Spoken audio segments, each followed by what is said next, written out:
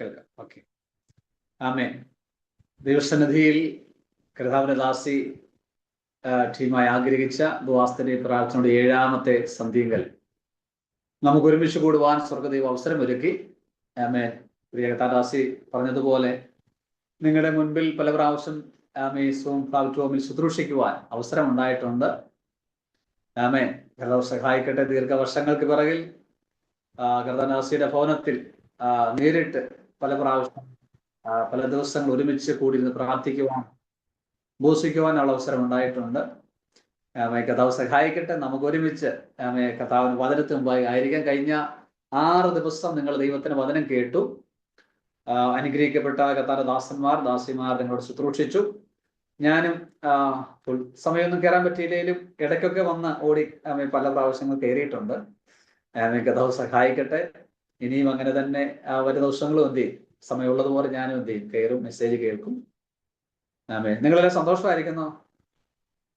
പൊതുവെ നമ്മൾ ചോദിക്കുന്നൊരു ചോദ്യമാണ് അല്ലേ. ഇന്ന് ഞാനിങ്ങനെ ചർച്ചയിൽ പറഞ്ഞപ്പം ഒരാൾ പറഞ്ഞു അത് അല്ലെന്ന് പറയാൻ പറ്റുകയല്ലോ. എത്ര ദുഃഖം ഉണ്ടെങ്കിലും സന്തോഷം അല്ലെ ചോദിച്ചു കഴിഞ്ഞാൽ ആണെന്നങ്ങ് പറയും. ഹല്ലേലൂയ. നമ്മൾ പ്രാർത്ഥനയ്ക്ക് വരുമ്പോൾ നമ്മൾ പുറമേ നമ്മൾ അധികം ഒന്നും നമ്മൾ ദുഃഖങ്ങളൊന്നും നമ്മൾ കാണിക്കാറില്ല. അപ്പോൾ തന്നെ നമ്മുടെ ഉള്ളില് വലിയ വേദനയോടും പ്രയാസത്തോടൊക്കെ പലപ്പോഴും നമ്മൾ ഇരിക്കുന്നത്. കർത്താവ് സഹായിക്കട്ടെ. ഇന്ന് നമുക്ക് വചനം ഒന്ന് ഷെയർ ചെയ്യാനായിട്ട് ഞാൻ ആഗ്രഹിക്കുകയാണ്. വിശുദ്ധാത്മാവ് ഞാനിങ്ങനെ ചിന്തിച്ചപ്പോൾ ഒത്തിരി ഭാഗങ്ങളിൽ ഹൃദയത്തിന്റെ അകത്തോടെ ഇങ്ങനെ കടന്നുപോയി. എങ്കിലും നിങ്ങൾക്കെല്ലാം പ്രയോജനമുള്ള വചനഭാഗത്തെ പരിശുദ്ധാത്മാവ് തരുമെന്ന് ഞാൻ പൂർണ്ണമായിട്ട് വിശ്വസിക്കുന്നു. നമുക്ക് വളരെ പ്രാർത്ഥനയോടെ ആയിരിക്കാം. നിങ്ങൾക്ക് വെട്ടത്ത് വരാൻ പറ്റുമെങ്കിൽ മാക്സിമം എന്ത് ചെയ്യുക, വീഡിയോ ഒക്കെ നമുക്ക് കാണാം. കർത്താവ് സഹായിക്കട്ടെ. ഹല്ലേലൂയ. നമുക്ക് വചനം വായിക്കുമല്ലോ അല്ലെ. നമുക്ക് കൊരിന്ത്യർക്ക് എഴുതിയ 2-ാമത്തെ ലേഖനം 2-ാം അധ്യായം 11-ാമത്തെ വാക്യം ദൈവസന്നിധിയിൽ ഒരാൾക്ക് ശബ്ദമുയർത്തി വായിക്കാം. കൊരിന്ത്യർക്ക് എഴുതിയ 2-ാമത്തെ ലേഖനം 2-ാം അധ്യായം 11-ാമത്തെ വാക്യം ദൈവം വായിച്ചാൽ ഒരാൾ വായിച്ചു. സാത്താൻ നമ്മളെ തോൽപ്പിക്കരുത്, അവന്റെ തന്ത്രങ്ങളെ നാം അറിയാത്തവരല്ലല്ലോ. ആമേൻ. സ്തോത്രം. ഹല്ലേലൂയ. എങ്ങനെ വായിച്ചത്? സാത്താൻ നമ്മെ തോൽപ്പിക്കരുത്, അവന്റെ തന്ത്രങ്ങളെ നാം അറിയാത്തവർ അല്ലല്ലോ. ആമേൻ. സാത്താൻ നമ്മളെ തോൽപ്പിക്കാൻ പറ്റുമോ?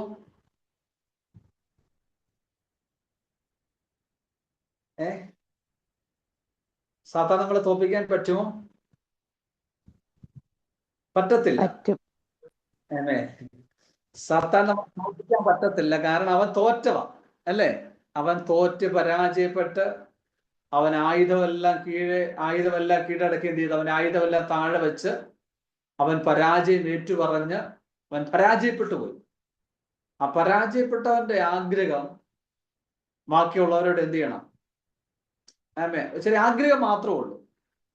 ഇതിലൂടെ നമ്മുടെ യഥാർത്ഥ ട്രാൻസ്ലേഷൻ എന്ന് പറയുന്നത് സാത്താൻ നമ്മെ തോൽപ്പിക്കരുതെന്നല്ല, തോൽപ്പിക്കരുതെന്ന വാക്കല്ല. സാത്താൻ നമ്മെ മുതലെടുക്കരുത്. സാത്താൻ നമ്മെ മുതലെടുക്കരുത്. അതാണ് യഥാർത്ഥ ട്രാൻസ്ലേഷൻ. ഇപ്പൊ തോൽപ്പിക്കാൻ പറ്റത്തില്ല അവന്. പക്ഷെ നമ്മളെ എന്ത് ചെയ്യാം? നമ്മുടെ ഒരു വ്യക്തിയുടെ മറവിൽ മറഞ്ഞു നിന്ന് അവർ മുതലെടുക്കാം. നമ്മളെ കൊണ്ട് നിങ്ങളെ ഓരോരുത്തരെയും കൊണ്ട് സാത്താന് ലോകത്തിൽ മുതലെടുക്കാൻ പറ്റും. പറയുന്ന വേണ്ടി മനസ്സിലാകുന്നു. സാത്താൻ നമ്മളെ തോൽപ്പിക്കാൻ പറ്റത്തില്ല, പക്ഷെ നമ്മളെ ഉപയോഗിച്ച് സാത്താൻ മുതലെടുക്കും. നമ്മുടെ നന്മ എടുത്തോളൂന്നല്ല, നമ്മളെ വെച്ച് അവൻ ഉപയോഗിക്കാൻ പറ്റും. നമ്മുടെ മറവിൽ നിന്നുകൊണ്ട് അവൻ എന്ത് ചെയ്യാം? അവന് പ്രവർത്തിക്കാൻ പറ്റും. അതാണ് അവിടെ ഉദ്ദേശിച്ചത്. അതുകൊണ്ട് പൗലോസ് പറയുകയാണ്, സാത്താൻ നമ്മെ തോൽപ്പിക്കരുത്, അവന്റെ തന്ത്രങ്ങളെ നാം അറിയാത്തവരല്ലല്ലോ. ഇപ്പൊ എന്താണ് അവന്റെ തന്ത്രം? അല്ലെങ്കിൽ അവൻ മുതലെടുക്കുന്ന എന്താണ്? നമ്മുടെ പദവിയിൽ നിന്ന് ഞാനും നിങ്ങളും ആയിരിക്കുന്ന ഒരു പദവിയുണ്ട്. ആ പദവി എന്ന് പറഞ്ഞാൽ പുത്രത്വം എന്ന അധികാരമാണ്. പുത്രത്വം എന്ന അധികാരം എനിക്കും നിങ്ങൾക്കും ദൈവം നൽകി തന്നിരിക്കുന്നു. പക്ഷെ നമ്മളെ അവൻ തോൽപ്പിക്കാനായിട്ട് അവൻ മുതലെടുക്കുന്നതെന്നറിയാമോ? നമ്മളെ ഈ പദവിയിൽ നിന്ന് അവൻ മാറ്റാൻ വേണ്ടി അങ്ങ് ശ്രമിക്കും, അല്ലെങ്കിൽ നമ്മളെ തോന്നിപ്പിക്കും. നമ്മുടെ ജീവിതത്തിൽ ചില പ്രശ്നങ്ങൾ വരുമ്പോൾ, ചില ആവശ്യങ്ങൾ വരുമ്പോൾ, ചില ഒറ്റപ്പെടലുകൾ വരുമ്പോൾ നമ്മൾ അറിയാതെ നമ്മൾ തന്നെ നമ്മൾ പുത്രത്വം എന്ന പദവിയിൽ നിന്ന് നമ്മൾ എന്ത് ചെയ്യും, മാറുവാനിടയായിത്തീരും. കണ്ടോ? ഇങ്ങനെയാണ് അവൻ മുതലെടുക്കുന്നത്. അപ്പൊ നമ്മൾ ആരാണെന്ന് പലപ്പോഴും നമ്മളെ അവൻ അറിയിക്കാതിരിക്കാൻ ശ്രമിക്കും. നിങ്ങളിലുള്ള ദൈവശക്തി, നിങ്ങളുടെ ബലത്തെയും സാത്താൻ എങ്ങനെങ്കിലും അതിനെ നിങ്ങൾ അറിയാതിരിക്കാൻ വേണ്ടി, ആ ശക്തി നിങ്ങൾ അനുഭവിക്കാതെ അറിയാതിരിക്കാൻ മാക്സിമം അവൻ എന്ത് ചെയ്യും, നിങ്ങൾ എങ്ങനെങ്കിലും നിങ്ങളിൽ ഉള്ള ദൈവശക്തിയുടെ ആ ബലം, ആ അധികാരം, ആ പദവി എങ്ങനെയും എന്ത് ചെയ്യും, ഈ വ്യക്തി അറിയരുത്. ഇങ്ങനെയാണ് മുതലെടുക്കുന്നത്. ശരിക്കും പറയുന്നത് നമ്മൾ ആരാണ്? നമ്മൾ അധികാരി അല്ലെ? നമ്മളെ മേൽ അസാധാരണ ദൈവശക്തിയുണ്ട്. പക്ഷെ നമുക്ക് പലപ്പോഴും നമ്മുടെ ആ പ്രതിസന്ധിയുടെ നടുവിൽ നമുക്കിത് അറിയാൻ പറ്റുന്നില്ല, അല്ലെങ്കിൽ നമ്മളത് എന്റെ മനസ്സങ്ങ് അംഗീകരിക്കുന്നില്ല. നമ്മൾ എന്ത് ചെയ്യുക? അതിനുവേണ്ടി ഇങ്ങനെ മറ്റ് പലതിലേക്ക് നമ്മൾ ഓടാൻ തോന്നും. Praise the Lord.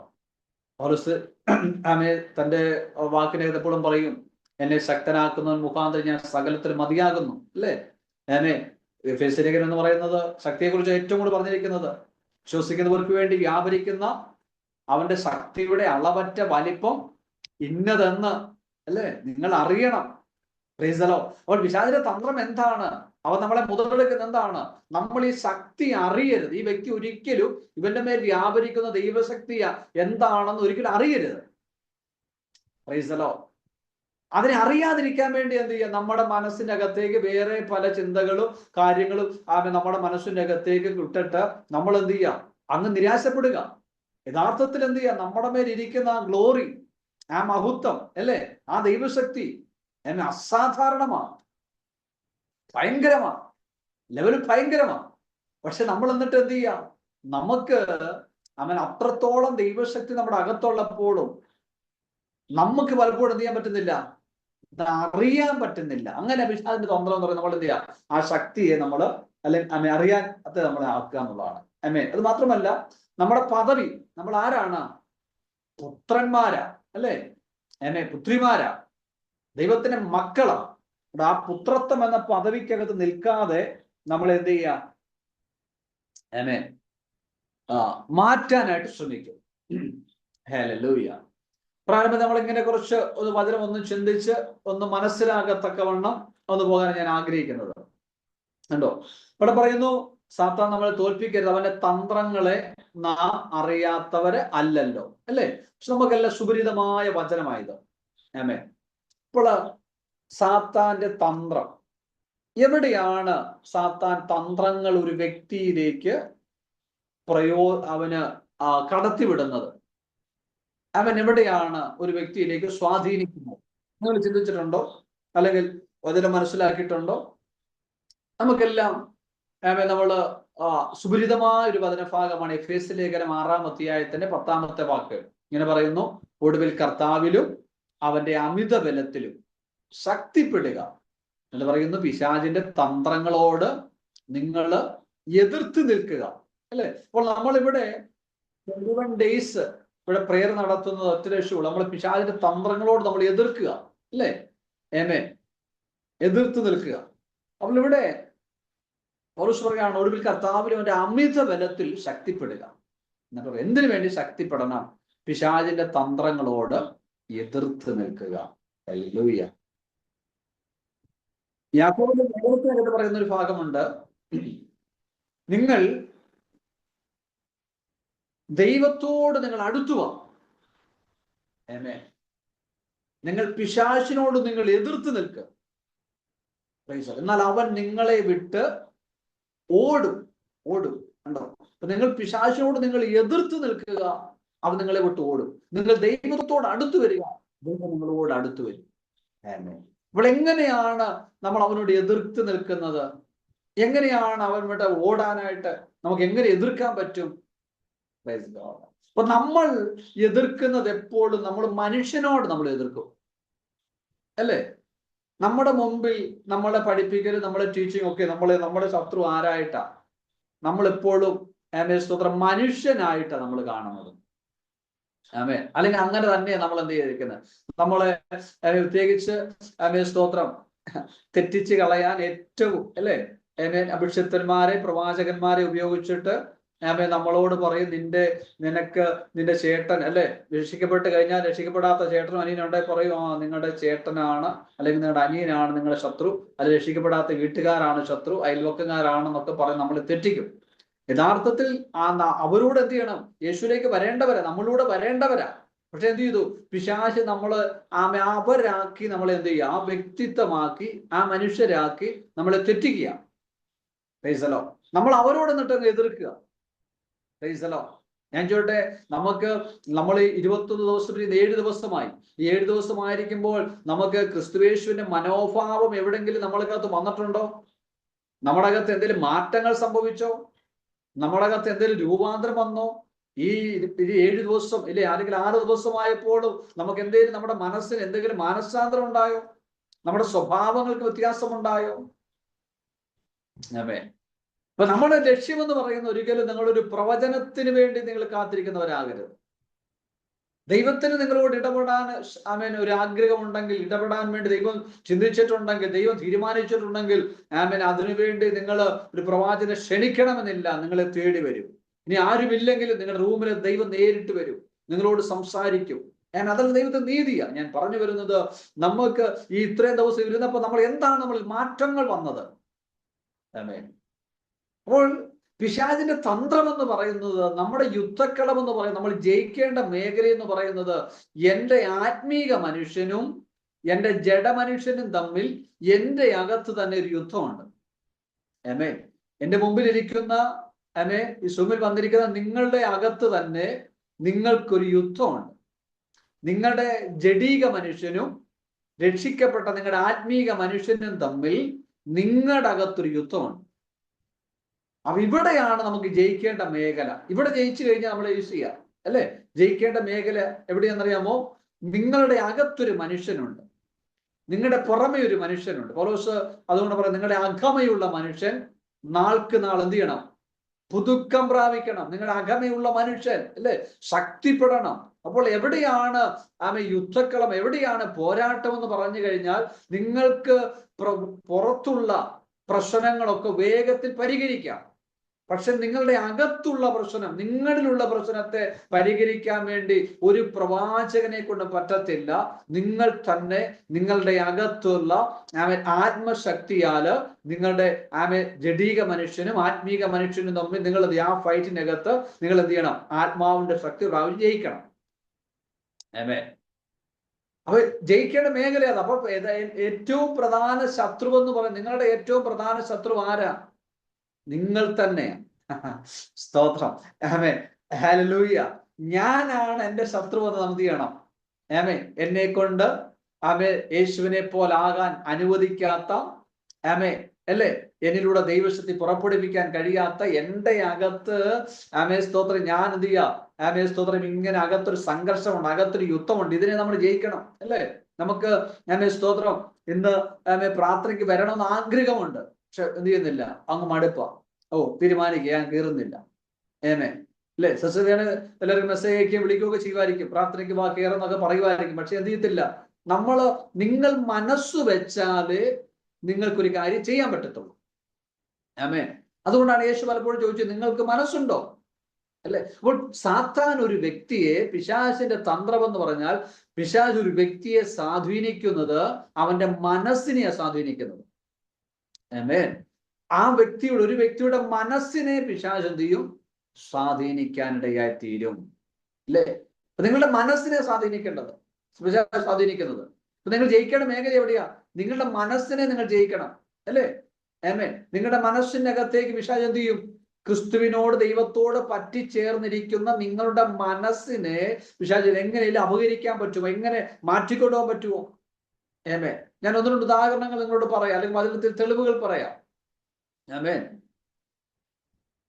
കൊരിന്ത്യർ ലേഖനത്തിനകത്ത് തന്നെ രണ്ടാമത്തെ ലേഖനം 11-ാം അധ്യായത്തിന് 2-ാമത്തെ വചനം പറയുന്നുണ്ട്, സർപ്പം ഹവ്വായെ ഉപായത്താൽ ചതിച്ചതുപോലെ നിങ്ങളുടെ മനസ്സ് ക്രിസ്തുവിനോടുള്ള ഏകാഗ്രതയും നിർമ്മലതയും വിട്ട് വഷളായി പോകുമോ എന്ന് ഞാനിത് ഭയപ്പെടുന്നു. കണ്ടോ? അപ്പൊ സർപ്പം ഹവ്വായെ എങ്ങനെ ചതിച്ചത്? ഏദൻ തോട്ടത്തിൽ വന്ന് ഒരു ദിവസം വന്ന് കൈക്ക് പിടിച്ചിറക്കിക്കൊണ്ട് പോകുമായിരുന്നോ? അല്ല. പിന്നെയോ അവൻ പല സന്ദർഭങ്ങൾ ചുറ്റിത്തിരി നടന്നിട്ട് ഈ ഹവ്വായുടെ മനസ്സിനെ, ആദാമിന്റെ മനസ്സിനെ എങ്ങനെ ഒന്ന് സ്വാധീനിക്കാൻ പറ്റും, എനിക്ക് ആ മനസ്സിലേക്ക് എങ്ങനെ കയറാൻ പറ്റും, അവന്റെ മനസ്സിനെ, ദൈവത്തോട് പറ്റിച്ചേർന്നിരിക്കുന്ന മനസ്സിനെ എങ്ങനെ വശീകരിക്കാൻ പറ്റും? ഉണ്ടോ? അപ്പൊ നമ്മുടെ മനസ്സിനെ പിശാച് എന്ത് ചെയ്യുക? വശീകരിക്കാൻ വേണ്ടിയുള്ള തന്ത്രങ്ങൾ ഉപയോഗിക്കും. അതുകൊണ്ട് പറഞ്ഞ പിശാചിന്റെ തന്ത്രങ്ങൾ, പിശാചിന്റെ ശക്തിക്കെതിരെ നമുക്ക് യുദ്ധമില്ല. ദൈവം അത് ചെയ്യും. നമ്മൾ ചെയ്യേണ്ട പിന്നെ എവിടെയാണ്? പിശാചിന്റെ തന്ത്രത്തിനെതിരെ നമുക്ക് യുദ്ധമുണ്ട്. ആ തന്ത്രം എവിടെയാണ് വർക്കൗട്ട് ആകുന്നത്? ഒരു വ്യക്തിയുടെ ഹൃദയത്തിൽ, ഒരു വ്യക്തിയുടെ മനസ്സിലേക്ക് അവൻ കയറുന്നത്, അല്ലേ? അവൻ മനസ്സിനെ അവന് സ്വാധീനിക്കുന്നത്. ആമേൻ. അതുകൊണ്ട് നിങ്ങൾ വായിച്ചു നോക്കിക്കേ, ആ ഭാഗം നോക്കിക്കേ. സർപ്പം ഹവ്വായെ ഉപായത്താൽ ചതിച്ചതുപോലെ നിങ്ങൾക്കും അതേ പ്രതിസന്ധി വരാം. പൗലോസ് ലേഖനം എഴുതി. ആർക്കാ ലേഖനം എഴുതിയത്? ആമേൻ. ജാതികളായിരിക്കുന്ന ലോകത്തിലേക്കുള്ള മനുഷ്യർക്കല്ല. ആർക്കാ ലേഖനം എഴുതിയത്? ദൈവത്തിന്റെ മക്കൾക്കാ ലേഖനം എഴുതിയത്, സഭയ്ക്കാ ലേഖനം എഴുതിയത്, അല്ലേ? ആ ലേഖനം എഴുതി ആർക്കാ? കൊരിന്ത്യർ സഭ. കൊരിന്ത്യർ സഭയ്ക്ക് എന്തുണ്ട്? 9 കൃപാവരങ്ങളും ജ്വലിച്ചു നിൽക്കുന്ന സഭയാണ് കൊരിന്ത്യർ സഭ. കൃപാവരങ്ങൾക്കൊന്നും കുറവില്ല. പക്ഷേ പ്രതിസന്ധി ഒത്തിരിയാ, ഭാവവർണ്ണയ്ക്ക് ഒത്തിരിയാ. അവരുടെ ഇടയിൽ തെറ്റിപ്പോകുന്ന മനസ്സുള്ളവരുണ്ട്. അതുകൊണ്ട് പൗലോസ് പറയാണ്, സർപ്പം ഹവ്വായെ ഉപായത്താൽ ചതിച്ചതുപോലെ നിങ്ങളുടെ മനസ്സ് ക്രിസ്തുവിൽ നിന്ന് മാറുമോ എന്ന് ഞാൻ ഭയപ്പെടുക. അപ്പോൾ പിശാച് സ്വാധീനിക്കുന്നത് നിങ്ങളുടെ മനസ്സിനെയാണ്. നിങ്ങളുടെ മനസ്സിനെ ഞാനിവിടെ നിങ്ങളുടെ സ്തോത്രം മനസ്സാണ് നിങ്ങൾ. നിങ്ങൾ അനുഗ്രഹിക്കപ്പെടണം, നിങ്ങൾ മനസ്സ് വെക്കണം. നിങ്ങൾ സ്ഥിതി മാറണം, നിങ്ങളുടെ മനസ്സ് വെക്കണം. നിങ്ങൾ മനസ്സ് വെച്ചാൽ ഈ 2026 6 മാസത്തിലെത്തി. പക്ഷെ അടുത്ത 6 മാസത്തിനകം അടുത്ത സ്തോത്രം 31 ഞാൻ കയറുമ്പോൾ എൻ്റെ ജീവിതത്തിൽ ചില വാഗ്ദത്തങ്ങൾ ഞാൻ അനുഭവിച്ചിരിക്കും, ചില വാഗ്ദത്തങ്ങൾ ഞാൻ കണ്ടിരിക്കും എന്നുള്ള തീരുമാനത്തോടെ നിങ്ങളുടെ മനസ്സങ്ങോട്ട് എന്ത് ചെയ്തു? നിങ്ങൾ പുതുക്കിയിട്ട് നിങ്ങൾ പ്രാർത്ഥിക്കാൻ തുടങ്ങിക്കുക, നിങ്ങൾ ആരാധിക്കാൻ തുടങ്ങിക്കുക, നിങ്ങളുടെ മനസ്സിനോട് നിങ്ങൾ സംസാരിച്ചു തുടങ്ങിക്കുക. നിങ്ങളുടെ ലെവൽ മാറാൻ തുടങ്ങും. ആമേൻ. നിങ്ങൾ വാഗ്ദത്തമൊക്കെ കേട്ടു. വാഗ്ദത്തം കേട്ടിട്ട് നമുക്ക് എന്ത് ചെയ്യാൻ പറ്റത്തില്ല. ഞാൻ വാഗ്ദത്തം എനിക്ക് ഒത്തിരി ഉണ്ട്, പ്രവചനം ഒത്തിരി ഉണ്ട്. ഞാൻ കിടന്നുറങ്ങുകയാണെങ്കിലോ? ഹല്ലേലൂയ. വാഗ്ദത്തം കേട്ടിട്ട് ഞാൻ ചെയ്യാതിരിക്കുകയാണെങ്കിലോ? യാക്കോബ് അപ്പോസ്തലൻ പറഞ്ഞു, പ്രവൃത്തിയില്ലാത്ത വിശ്വാസം നിർജീവമാകുന്നു, അല്ലെ? അപ്പോ അവൻ കേൾക്കുന്ന വാഗ്ദത്തത്തിന് എന്തുണ്ട്? ഒരു പ്രവൃത്തിയുണ്ട്. ആ പ്രവൃത്തിയുടെ നിങ്ങളുടെ മനസ്സ് വെക്കണം. നിങ്ങൾ തീരും, ഇല്ല ഞാനെന്ത് അനുഗ്രഹിക്കപ്പെടും, ഈ വർഷം ഞാൻ എന്ത് ചെയ്യും, എന്റെ സ്ഥിതി മാറും, എന്റെ അവസ്ഥ മാറും, ആ കേട്ട വാഗ്ദത്തം ഞാൻ ഈ വർഷം തന്നെ പ്രാപിക്കും. അപ്പൊ എന്ത് ചെയ്യണം? നിങ്ങളുടെ മനസ്സ് വെക്കണം, അല്ലേ? അപ്പം നമ്മുടെ മനസ്സിനെതിരെയാണ് അറ്റാക്ക് വരുന്നത്. മനസ്സിനെതിരെയാണ് പിശാചിന്റെ തന്ത്രങ്ങൾ കൊണ്ടുവരുന്നത്. നിങ്ങളുടെ മനസ്സിനെ ദൈവത്തിൽ നിന്ന് എങ്ങനെ അകറ്റാം? കൂട്ടായ്മ നിങ്ങളുടെ മനസ്സിനെ എങ്ങനെ അകറ്റാം? നമ്മുടെ മനസ്സിലേക്ക് അവൻ എന്ത് ചെയ്യും? അതിനുവേണ്ടി പിശാച് എന്ത് അറിയാമോ? നിങ്ങളുടെ മനസ്സിലേക്ക് സ്തോത്രം അവൻ എന്ത് ചില ആയുധങ്ങൾ പ്രവർത്തിക്കും. പൗലോസ് മറ്റൊരു ഭാഗത്ത് പറയുന്നുണ്ട്, ഞങ്ങൾ ജഡത്തിൽ സഞ്ചരിക്കുന്നവർ എങ്കിലും ഞങ്ങൾ ജഡപ്രകാരം. ഒന്ന് വായിച്ചു നോക്കി 10-ാം അധ്യായം 2 കൊരിന്ത്യർ 10-ാം അധ്യായം 3-ാം വാക്യം. ഒരാളൊന്ന് വായിച്ചു. ഞങ്ങൾ ജഡത്തിൽ സഞ്ചരിക്കുന്നവർ എങ്കിലും ജഡപ്രകാരം പോരാടുന്നില്ല. ഞങ്ങളുടെ പോരിന്റെ ആയുധങ്ങളോ ജഡീകങ്ങളല്ല, കോട്ടകളെ ഇടിപ്പാൻ ദൈവസന്നിധിയിൽ ശക്തിയുള്ളവ തന്നെ. ശ്രദ്ധിച്ചേ, പൗലോസ് പറയുകയാണ്, ഞങ്ങൾ ജഡത്തിൽ സഞ്ചരിക്കുന്നവർ. നമ്മൾ എങ്ങനെ സഞ്ചരിക്കുന്നത്? ആത്മാവിലാണോ? അല്ല, നമ്മൾ ജഡത്തിലാണ് സഞ്ചരിക്കുന്നത്, അല്ലേ? അപ്പൊ ജഡത്തിൽ നമുക്ക് സഞ്ചരിക്കാം. പക്ഷെ ഞാൻ ജഡമല്ല. ഞാൻ ആരാണ്? ഞാൻ ആത്മമനുഷ്യനാണ്. പക്ഷെ എനിക്കൊരു ജഡമുണ്ട്. അങ്ങനെ വിശ്വസിക്കേണ്ടത്. അപ്പൊ ജഡത്തിൽ ഞങ്ങൾ സഞ്ചരിക്കുന്നവരും ജഡപ്രകാരം ഞങ്ങൾക്ക് യുദ്ധമില്ല. എന്നോട് പറയാം, ഞങ്ങളുടെ പോരിന്റെ ആയുധങ്ങൾ ജഡീകങ്ങൾ അല്ല, പിന്നെയോ കോട്ടകളെ ഇടിക്കുവാൻ ദൈവസന്നിധിയിൽ ശക്തിയുള്ളവ തന്നെ. സ്തോത്രം. എനിക്കറിയാം, ഇത് നമ്മൾ എന്ത് ചെയ്യാം? ഇപ്പൊ ഓഫ്ലൈനൊക്കെ ആണെങ്കിൽ നിങ്ങളുടെ മുമ്പിൽ ഇപ്പൊ കോട്ട ഇടിയട്ടെ എന്നൊക്കെ പറഞ്ഞ് ഞാൻ എന്റെ സ്വരമൊക്കെ മാറ്റി, ടോണൊക്കെ മാറ്റി, ഇപ്പൊ ഞാൻ 2 കയ്യടിയൊക്കെ ഉണ്ട്, നിങ്ങളും അവിടെ നിന്നോണ്ട് എന്ത് ചെയ്തേനെ? ഇപ്പൊ കൈയടിച്ച് ഇപ്പൊ കോട്ട ഇടിച്ചേനെ. ഞാൻ ശാന്തമായി പറഞ്ഞുകൊണ്ട് നിങ്ങൾ ശാന്തമായിട്ട് ഇങ്ങനെ കേൾക്കുക. പക്ഷെ ഞാൻ ഇച്ചൂടെ എന്ത് ചെയ്യും, ടോണൊന്ന് മാറ്റി ഞാൻ കൈയൊക്കെ അടിച്ച് 2 ബഹളം വെച്ച ഇപ്പൊ നിങ്ങൾ അവിടെ ഇരിക്കുന്ന കസേരയിൽ നിങ്ങൾ എന്ത് ചെയ്തേനെ? ഇപ്പൊ ആത്മാവിലായേനെ അല്ലെ? കാരണം കോട്ട ഇടിക്കുക. Praise God. എന്താ കോട്ട? ഒരു വീട് പണിയുമ്പോൾ വീടിന് ചുറ്റും നമ്മൾ കെട്ടുന്ന മതിലാണ് കോട്ട എന്ന് പറയുന്നത് അല്ലേ? എരികോം കോട്ട നമ്മൾ കേട്ടിട്ടില്ലേ? ബൈബിളിനകത്ത് നമ്മൾ വായിച്ചിട്ടില്ലേ? അപ്പൊ കോട്ട ഇടിയണം. എന്താ കോട്ട? താഴോട്ടൊന്ന് വായിക്കാൻ സിസ്റ്റർ, ഇപ്പൊ വായിച്ചതിന്റെ താഴോട്ട് വായിച്ച്. അവയാൽ ഞങ്ങൾ സങ്കല്പങ്ങളും ദൈവത്തിന്റെ പരിജ്ഞാനത്തിന് വിരോധമായി. നിങ്ങൾക്ക് നിർത്തി പോകാമേ. അവയാൽ ഞങ്ങൾ സങ്കല്പം. അപ്പൊ കോട്ടയുടെ ഒന്നാമത്തെ ഇഷ്ടിക അല്ലെ കല്ലിന്റെ പേരാണ്, മതില് പണിയാൻ ഉപയോഗിക്കുന്ന കട്ടയുടെ പേരാണ് സങ്കല്പം. അപ്പൊ സങ്കല്പം എവിടെ ഉണ്ടാകുന്നത്? എവിടെ ഉണ്ടാകുന്നത്? ഒരാളൊന്ന് പറഞ്ഞേ, സങ്കല്പം എവിടെ ഉണ്ടാകുന്നത്? മനസ്സിൽ. മനസ്സില്. കണ്ടോ? അപ്പൊ സങ്കല്പം അല്ലേ? അപ്പൊ കോട്ട ഇടിയട്ടെ എന്ന് പറഞ്ഞു കഴിഞ്ഞാൽ കാലുകൊണ്ട് ചവിട്ടി പാസമാർ നിലത്ത് 2 ചവിട്ടി കിടമ്പോ ഇടിയുന്നതല്ല. പിന്നെയോ നമ്മുടെ മനസ്സിന്റെ അകത്ത് പിശാച് കൊടുക്കുന്ന സങ്കല്പമാണ് കോട്ട. കണ്ടോ? ഞാൻ പറഞ്ഞല്ലോ, നമ്മുടെ ചിന്താവിഷയം എന്ന് പറയുന്നത് പിശാച് സ്വാധീനിക്കുന്ന എവിടെയാണ്?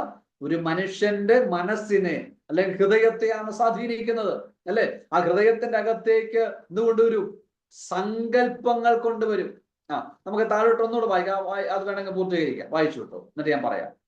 വായിച്ചു. സങ്കല്പങ്ങളും ദൈവത്തിന്റെ പരിജ്ഞാനത്തിന് വിരോധമായി പൊങ്ങുന്ന എല്ലാ ഉയർച്ചയും ഇടിച്ചു കളഞ്ഞ്.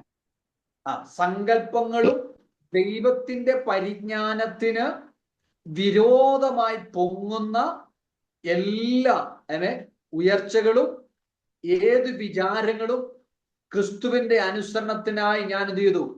പിടിച്ചട. അപ്പോൾ കോട്ട എന്ന് പറയുന്നത് ഏതാ?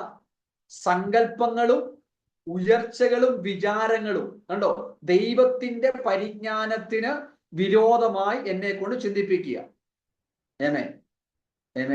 സങ്കല്പിക്കുക, തോന്നലുകൾ കൊണ്ടിരിക്കുക. എവിടെയാണ്? നമ്മുടെ മനസ്സിലേക്ക്. അയ്യോ, നമുക്ക് എന്ത് ചെയ്യാം? നമ്മൾ സങ്കല്പിക്കാൻ മിടുക്കരെ. മുമ്പേ നമ്മൾ ഇവിടെ രോഗികൾക്ക് വേണ്ടിയൊക്കെ പ്രാർത്ഥിച്ചു അല്ലേ? ചെറിയൊരു തടിപ്പ് വന്നാൽ മതി, നമ്മൾ പിന്നെ പറഞ്ഞതിനെ വലുതാക്കും. അയ്യോ, ഇന്നാള് അതുപോലെ തന്നെ തടുപ്പ് വന്നത്, ആ തടുപ്പ് എന്ത് ചെയ്യണം? അത് ക്യാൻസർ, അതൊരു മാറ്റവും ഇല്ല അല്ലേ? അതൊന്ന് ടെസ്റ്റ് ചെയ്തു. ചെറുതായിട്ട് കൊതുക് കടിച്ചത് കൊള്ളായിരിക്കാം, അല്ലെ ഒരു ഉറുമ്പ് കടിച്ചായിരിക്കാം അങ്ങനെ തടിച്ചത്. പക്ഷെ നമ്മൾ അതിനെ എന്ത് ചെയ്യും? അങ്ങ് സങ്കല്പിച്ച്, ഹല്ലേലൂയ. ഒരു തലവേദന വന്നാൽ മതി, നമ്മളതിനെ സങ്കല്പിച്ച് എന്ത് ചെയ്യും അല്ലെ? അല്ലെ ഒരു വയറുവേദന വന്നാൽ മതി, നമ്മളതിനെ സങ്കല്പിച്ച് വർണ്ണിച്ച് എന്ത് ചെയ്യും? മനുഷ്യന് നമ്മൾ സങ്കല്പിക്കാൻ മിടുക്കരാ. എങ്ങനെ? നെഗറ്റീവായിട്ട് ദൈവത്തിന്റെ പരിജ്ഞാനത്തിന് വിരോധമായി പൊങ്ങുന്ന എല്ലാ ഉയർച്ചകളും ചിന്തകളും വിചാരങ്ങളും സങ്കല്പങ്ങളും, ഇതാണ് കോട്ട. അപ്പൊ കോട്ട എവിടെ? നമ്മള് ഉപവാസ പ്രാർത്ഥന കേട്ടിട്ടുണ്ടാവും. വർഷമാർ വന്നിട്ട് കോട്ട ഇടിയട്ടെന്നൊക്കെ പറഞ്ഞ് 2 ചാട്ടം 2 കൈ ഇടി അടിക്കുമ്പോൾ നിങ്ങളും ആത്മാവിലായി. കോട്ട ഇടിഞ്ഞോ? അപ്പൊ കോട്ട എവിടെയാണ്? ഒരു വ്യക്തിയുടെ മനസ്സിന്റെ അകത്ത് പിശാച് കൊണ്ടുവന്ന് കോട്ട കെട്ടി. എന്ത്? സങ്കല്പങ്ങൾ. എന്താ സങ്കല്പം? ഒന്ന് പരീക്ഷ എഴുതി തോറ്റുപോയി അല്ലെ? അല്ലെങ്കിൽ ജീവിതത്തിനകത്ത് ബിസിനസ് ചെയ്ത് പരാജയപ്പെട്ടു പോയി, അല്ലെങ്കിൽ നിങ്ങളുടെ ജീവിതത്തിനകത്ത് എന്തോ ഒന്ന് എന്ത് ചെയ്തു? പരാജയപ്പെട്ടു പോയി. പിശാച് പറഞ്ഞു പോകും, ഇനി നിങ്ങൾ രക്ഷപ്പെടത്തില്ല, ഇനി നീ എന്ത് ചെയ്യണ്ട, ഭാഗ്യത്തിന് വേണ്ടി കാത്തിരിക്കണ്ട, ഇനി ആ പരീക്ഷ ജയിക്കുമെന്ന് തോന്നുന്നില്ല. ദൈവത്തിന് പോലും നിന്നെ വേണ്ട. നീ എത്ര പ്രാർത്ഥിച്ചു, എത്ര ഉപവസിക്കുന്നു, എത്ര 21 ഇരുന്നു, എത്ര 40 ഇരുന്നു എന്നും പ്രാർത്ഥിക്കുകയല്ലേ? നിന്റെ പ്രാർത്ഥന ചെല്ലുന്നിട്ട് നീ ഒരു ഭാവി. കണ്ടോ? അപ്പൊ സങ്കല്പം എവിടെ കൊണ്ടുവരുന്നത്? നെഗറ്റീവായ സങ്കല്പങ്ങൾ പ്രാർത്ഥിക്കാൻ ഇരിക്കുമ്പോൾ നമ്മുടെ മുമ്പിലോട്ട് വരിക. മനസ്സിലാകുന്നോ? ഇത്രയും ഉപസിച്ചില്ലേ, ഇത്രയും പ്രാർത്ഥിച്ചില്ലേ, ഇത്രയും നിലവിളിച്ചില്ലേ, നിങ്ങൾക്കൊരു വിടുതൽ കിട്ടിയില്ലല്ലോ, നീ എവിടെയോ തെറ്റുകാരൻ, എവിടെയോ തെറ്റുകാരിയ, പാവിയ, നീ നിനക്ക് എന്ത്? ദൈവത്തിന്റെ പ്രാർത്ഥന കേൾക്കുന്നില്ല, ദൈവം അംഗീകരിക്കുന്നില്ല. കണ്ടോ? അവൻ നെഗറ്റീവായ ചിന്തകൾ നമ്മുടെ മനസ്സിനകത്തേക്ക് കൊണ്ടുവരും പിശാച്. Praise God. നമ്മൾ എന്ത് ചെയ്യണം? താഴോട്ട് പറഞ്ഞ ക്രിസ്തുയേശുവിനുള്ള അനുസരണത്തിനായിട്ട് ഞാൻ അതിനെ എന്ത് ചെയ്യണം?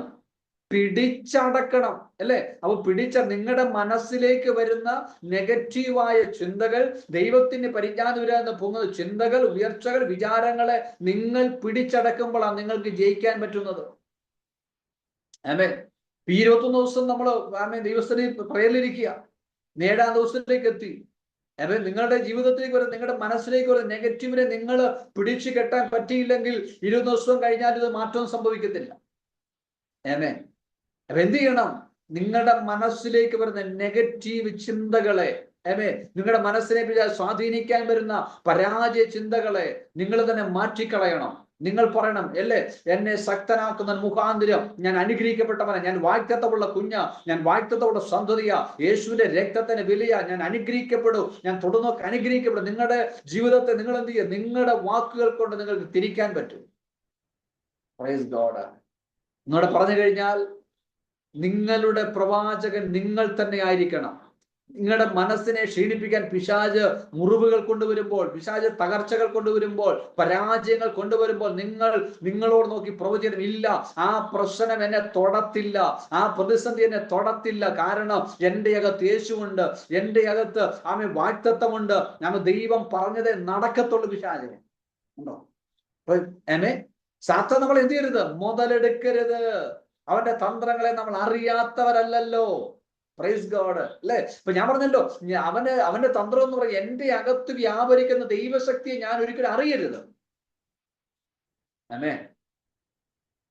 പിശാചിന്റെ ആഗ്രഹം നിങ്ങൾ എന്നും എന്ത് ചെയ്യണം? ഭാവിയാ പറഞ്ഞുകൊണ്ടിരിക്കണം. പ്രാർത്ഥനയ്ക്കകത്തും വെളിപ്പെടുത്തണം, സഭയ്ക്കകത്തും വെളിപ്പെടുത്തണം. നിങ്ങൾ ആരാണ്? ജീവിതകാലം മുഴുവൻ എന്ത് ചെയ്യുക? സമയമാറ്റത പാടുന്നവരെയും ഭാവിയാന്ന് എന്ത് ചെയ്യണം? പ്രൈസ് ഗോഡ്, അല്ലേ?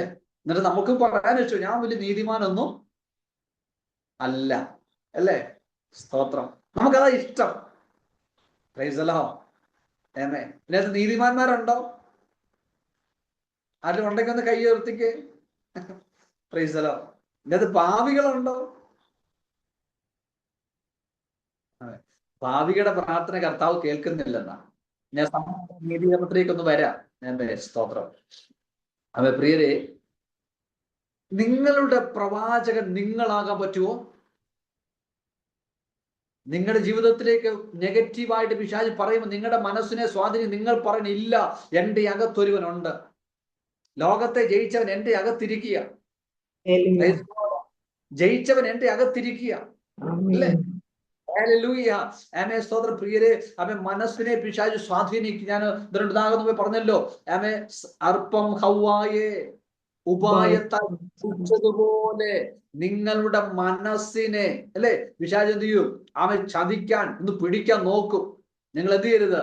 വിട്ടുകൊടുക്കരുത്. ഹല്ലേലൂയ. നമുക്കറിയാം, പറഞ്ഞു വിടാം.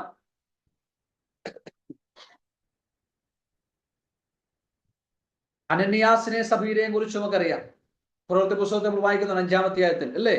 അനന്യാസും സഫീറയും എന്ന് പറയുന്ന 2 പേര് അനുഗ്രഹിക്കപ്പെട്ട കൂട്ടായ്മയ്ക്കകത്ത് മുൻപന്തി നിന്ന് വർഷിപ്പ് ചെയ്തുകൊണ്ടിരിക്കുക, നല്ല ദൈവശബ്ദമൊക്കെ ദൈവത്തെ ആരാധിച്ചുകൊണ്ടിരിക്കുക, അല്ലെ? ആ കാലത്തെ രീതി എന്ന് പറയുന്നത് ഇന്നത്തെ പോലെ നമ്മുടെ രീതി പോലൊന്നും അല്ല. 1000 രൂപ കിട്ടി അന്നേരം എന്ത് ചെയ്യും? പുരോഹിതനെ കൈക്കൊണ്ട് കൊടുക്കും. എന്നിട്ട് എന്ത് ചെയ്യും? അത് എല്ലാവരോടും അവൻ്റെ അകത്ത് വലിപ്പച്ചെറുപ്പമൊന്നുമില്ല, എല്ലാവരും ഒരുപോലെ, ഉള്ളവനും ഇല്ലാത്തവനും എല്ലാം ഒരുപോലത്തെ ഒരു കാലഘട്ടമായിരുന്നു, അല്ലേ? അങ്ങനെ ഇരിക്കുമ്പോൾ ആരൊക്കെയോ സ്ഥലം വിറ്റ് അവരുടെ നന്മ മുഴുവൻ കൊണ്ടുവന്ന് പുരോഹിതന്മാരെ കാൽക്കൽ കൊണ്ട് വെക്കും. ആവശ്യാനം ഷെയർ ചെയ്ത് കൊടുക്കും, വിധിച്ചു കൊടുക്കും. അങ്ങനെ ഇരിക്കുമ്പോൾ ഒരു ഉണർവ് മീറ്റിങ്ങിനകത്ത് അനനിയാസും സഫീറയും കൂടെ തീരുമാനിച്ചു, നമുക്കും എന്ത് ചെയ്യാം? ഉള്ള 1 ഏക്കർ സ്ഥലം വിറ്റ് നാളെ നമുക്ക് ചർച്ചിൽ പുരോഹിതനെ കയ്യിൽ കൊടുക്കാം, അല്ലേ? വിറ്റു. അവർ പ്രതീക്ഷയിൽ കൂടെ പണം കിട്ടിയപ്പോ പൈസ അവരുടെ കൈ കിട്ടിയപ്പോ പെട്ടെന്ന് അവർ അകത്തേക്ക് എന്ത് ചെയ്തു? ഒരു ചിന്ത, ഒരു മൈൻഡിലേക്ക് ഒരു തോന്നൽ വന്നു. അവരുടെ മൈൻഡിലേക്ക് ഒരു ചിന്ത വന്നു, അയ്യോ, നമുക്ക് കുഞ്ഞുങ്ങളൊക്കെ ഇല്ലേ? ഉണ്ട്, അല്ലേ? നമുക്ക് 2 കുഞ്ഞുങ്ങൾ വളർന്നു വരുന്നു. അവരുടെ ഒരു ആവശ്യം വരുമ്പോൾ നമ്മൾ പോയി പാർശ്വ പോയി കൈ നീട്ടുന്ന കാര്യമില്ല. നമുക്കൊരു കാര്യം ചെയ്യാം, ഇതിൽ നിന്നൊരു അല്പം എടുത്ത് മാറ്റി വെക്കാം. തെറ്റ് വല്ലതും ഉണ്ടോ? ഇല്ല. കാരണം എന്ത് ചെയ്യാം? അടുത്ത വർഷം ഇപ്പൊ 10-ലെത്തി, അടുത്ത വർഷം ആകുമ്പോൾ +2 പെട്ടെന്ന് കഴിയും. അത് കഴിയുമ്പോൾ നേഴ്സിംഗിന് ഉടനെ പണം ആവശ്യമാണ്. ഹല്ലേലൂയ. അപ്പൊ നമുക്ക് അന്നേരം പോയി പാസ്വേഡ് പോയി ചോദിക്കാതെ, പുരോഹിതനോട് ചോദിക്കാതെ നമുക്ക് എന്ത് ചെയ്യാം? നമ്മുടെ കുഞ്ഞിന് വേണ്ടി ഒരു അല്പം മാറ്റി വെക്കാം. തെറ്റാണോ പിശാച് കൊണ്ടുവന്ന ചിന്ത? മനസ്സിലായോ? ഇത് കൊണ്ടുവന്ന് എന്ത് ചെയ്തു? അവർ 2 പേരോട് ഒത്ത് മാറ്റി വെച്ച് ബാക്കി കൊണ്ട് ആലയത്തിലേക്ക് വന്നപ്പോൾ പത്രോസേ ചോദിക്കുകയാണ്, അനന്യാസേ, ഇത്രയ്ക്കോ ആമേ സ്ഥലം വിറ്റത്. ആമേ എന്നിട്ട് പറയുകയാണ്, സാത്താൻ നിന്റെ ഹൃദയത്തെ കൈവശമാക്കിയതെന്ത്. കണ്ടോ അല്ലേ? ആമേ അപ്പോൾ പിശാച് ഒരു വ്യക്തിയെ സ്വാധീനിക്കുന്ന എവിടെയാ? മനസ്സിനെ, ഹൃദയത്തെ സ്വാധീനിക്കുന്നത് അല്ലേ? അവൻ വീട്ടിൽ വന്നിട്ട് വെറുതെ വന്ന് നിങ്ങളുടെ ഒരു ചുരിദാർ എടുത്തോണ്ട് പോകാൻ വേണ്ടി അല്ല വരുന്നത്. നിങ്ങളുടെ വീട്ടിൽ വന്നിട്ട് കാരോട് ഞാൻ കുട എടുത്തോണ്ട് പോകാൻ വേണ്ടി അല്ല വരുന്നത്. നിങ്ങളുടെ മൊബൈൽ ഫോൺ അടിച്ചുകൊണ്ട് പോകാൻ വേണ്ടി അല്ല വരുന്നത്. പിന്നെ എന്ത് ചെയ്യാം? നിങ്ങളുടെ ഹൃദയത്തെ, ദൈവത്തോട് പറ്റി നിൽക്കേണ്ട നിങ്ങളുടെ ഹൃദയത്തെ, നിങ്ങളുടെ മനസ്സിനെ എങ്ങനെ ദൈവത്തിൽ നിന്ന് അകറ്റാം? ഹല്ലേലൂയ. കേട്ടോ, നിങ്ങളുടെ മനസ്സ് ദൈവത്തിൽ നിന്ന് എന്ത് ചെയ്യാം? ഞാൻ തീരുമാനിച്ച ദിവസങ്ങൾ പ്രാർത്ഥിച്ച് ഞാൻ ഉണർന്ന് ഞാൻ എന്ത് ചെയ്യും? എന്റെ പ്രാർത്ഥനാ ജീവിതം വർദ്ധിപ്പിക്കും, എന്റെ ദൈവമായിട്ടുള്ള ബന്ധം വർദ്ധിപ്പിക്കും, എന്റെ ആത്മീയത്തിൽ വർധനമുണ്ടാകും എന്നൊക്കെ തീരുമാനിക്കുമ്പോൾ പിശാചാഗ്രഹിക്കും ഇവന് എങ്ങനെ ദൈവത്തിൽ നിന്ന് എന്റെ മനസ്സിനെ മാറ്റാം. അതിന് തന്ത്രങ്ങൾ കൊടുക്കും അല്ലേ? വ്യത്യസ്തമായ നിലയിലായിരിക്കും കൊടുക്കുന്നത്. ഭക്തനായിരിക്കുന്ന യോബിന്റെ ജീവിതത്തിൽ വന്നു. യോബിന്റെ ജീവിതത്തിലെ കഷ്ടത നമ്മുടെ ജീവിതത്തിൽ വരത്തില്ല, കാരണം നമ്മളൊന്നും എന്ത് ചെയ്യത്തില്ല. യോബിന്റെ ജീവിതത്തിലെ കഷ്ടത നമുക്ക് വരുമോ? പറഞ്ഞേ. യോബിന്റെ ജീവിതത്തിൽ ഒരു ദിവസം തന്നെ 10 മക്കൾ ഒരുമിച്ച് മരിച്ചുപോയി. ആടുമാടുകളെല്ലാം അടുത്ത ദിവസം എന്ത് ചെയ്തു? നമ്മുടെ കയ്യിൽ നിന്ന് ഒരു മൊബൈല് താഴെ വീണ് പൊട്ടിയ പിറ്റേ ആഴ്ച പള്ളിയിൽ പോകത്തില്ല. സ്തോത്രം. ഇന്നലെ അല്ലെ ആടുമാടുകൾ നന്മയൊക്കെ നഷ്ടപ്പെട്ട അവസ്ഥ. ഹല്ലേലൂയ. ഭക്തന്റെ ജീവിതം ഇതെല്ലാം നഷ്ടപ്പെട്ടു, ശരീരത്തിനൊക്കെ രോഗം പിടിച്ചു, ഇതെല്ലാം എന്ത് ചെയ്തു? വന്നപ്പോഴും ആ വിഷാൻ പറയുക, നീ എന്നെ കൊന്നാലും ഞാൻ അവനായി കാത്തിരിക്കും. കണ്ടോ, ആ മനസ്സിനെ ഒരല്പം പോലും വ്യതിചലിപ്പിക്കാൻ പിശാചിന് പറ്റിയില്ല. അവന്റെ നന്മ ചോർത്തി കളഞ്ഞിട്ടോ, അവന്റെ ഭാര്യ എതിരായിട്ടും മക്കൾ നഷ്ടപ്പെട്ടിട്ടൊന്നും ഇതില്ല. ആ സ്നേഹത്തിൽ, ആ ബന്ധത്തിൽ നിന്ന് അകറ്റാൻ പിശാചിന് കഴിഞ്ഞില്ല. കണ്ടോ, അത്രത്തോളം ദൈവമായിട്ട് അവന്റെ മനസ്സ് കണക്റ്റഡ് ആയിരുന്നു, പറ്റിച്ചേർന്ന് നിൽക്കുകയായിരുന്നു. അപ്പോൾ പിശാചിന്റെ നമ്മുടെ ജീവിതത്തിന്റെ അകത്ത് ആഗ്രഹം ഒറ്റ കാര്യമുള്ളൂ, നിങ്ങൾ എങ്ങനെ നിങ്ങളുടെ മനസ്സ് ദൈവത്തിൽ നിന്ന് അകറ്റാൻ പറ്റും. തന്ത്രം. Hallelujah, hallelujah. നിങ്ങളുടെ മനസ്സ്, നിങ്ങൾ പറയില്ല എത്ര വന്നാൽ, ഞാൻ പറയില്ല, നിങ്ങളുടെ യുദ്ധക്കളമെന്ന് പറയുന്നത്, നിങ്ങൾ ജയിക്കേണ്ട മേഖലയെന്ന് പറയുന്നത് നിങ്ങളുടെ മനസ്സാണ് അല്ലേ? സക്കായി എന്ന് പറയുന്ന മനുഷ്യൻ യേശുവിനെ കാണാൻ വേണ്ടി അവൻ ആഗ്രഹിച്ചു അല്ലേ? ദേശത്ത് അല്ലെങ്കിൽ നല്ല ജോലിയുള്ള നല്ല നിലവാരത്തിലുള്ള മനുഷ്യനായിരുന്നു. പക്ഷെ അവന് പൊക്കക്കുറവാണ്. അവന് യേശുവിനെ കാണാൻ ഒരു ആഗ്രഹമുണ്ട്. അവന് ജോലിയൊക്കെ കഴിഞ്ഞ് കൂടി വന്നപ്പോൾ തന്നെ ജനസമൂഹം കൊണ്ട് അവിടെ നിറഞ്ഞു. ഉടനെ പലരുടെ അടുക്ക ചെന്നിട്ട്, എനിക്കൊന്ന് വഴുത, എനിക്ക് എന്നെ ഒന്ന് മുന്നോട്ട് കയറ്റിവിട്, എനിക്ക് പൊക്കക്കുറ, എനിക്ക്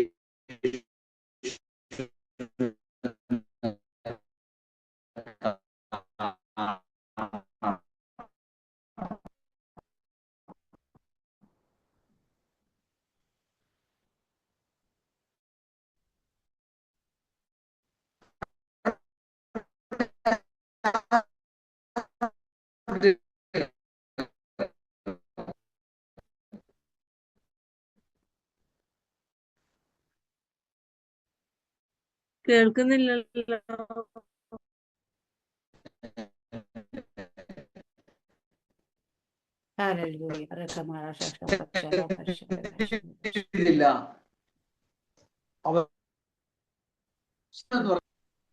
കാണണം. ഞാൻ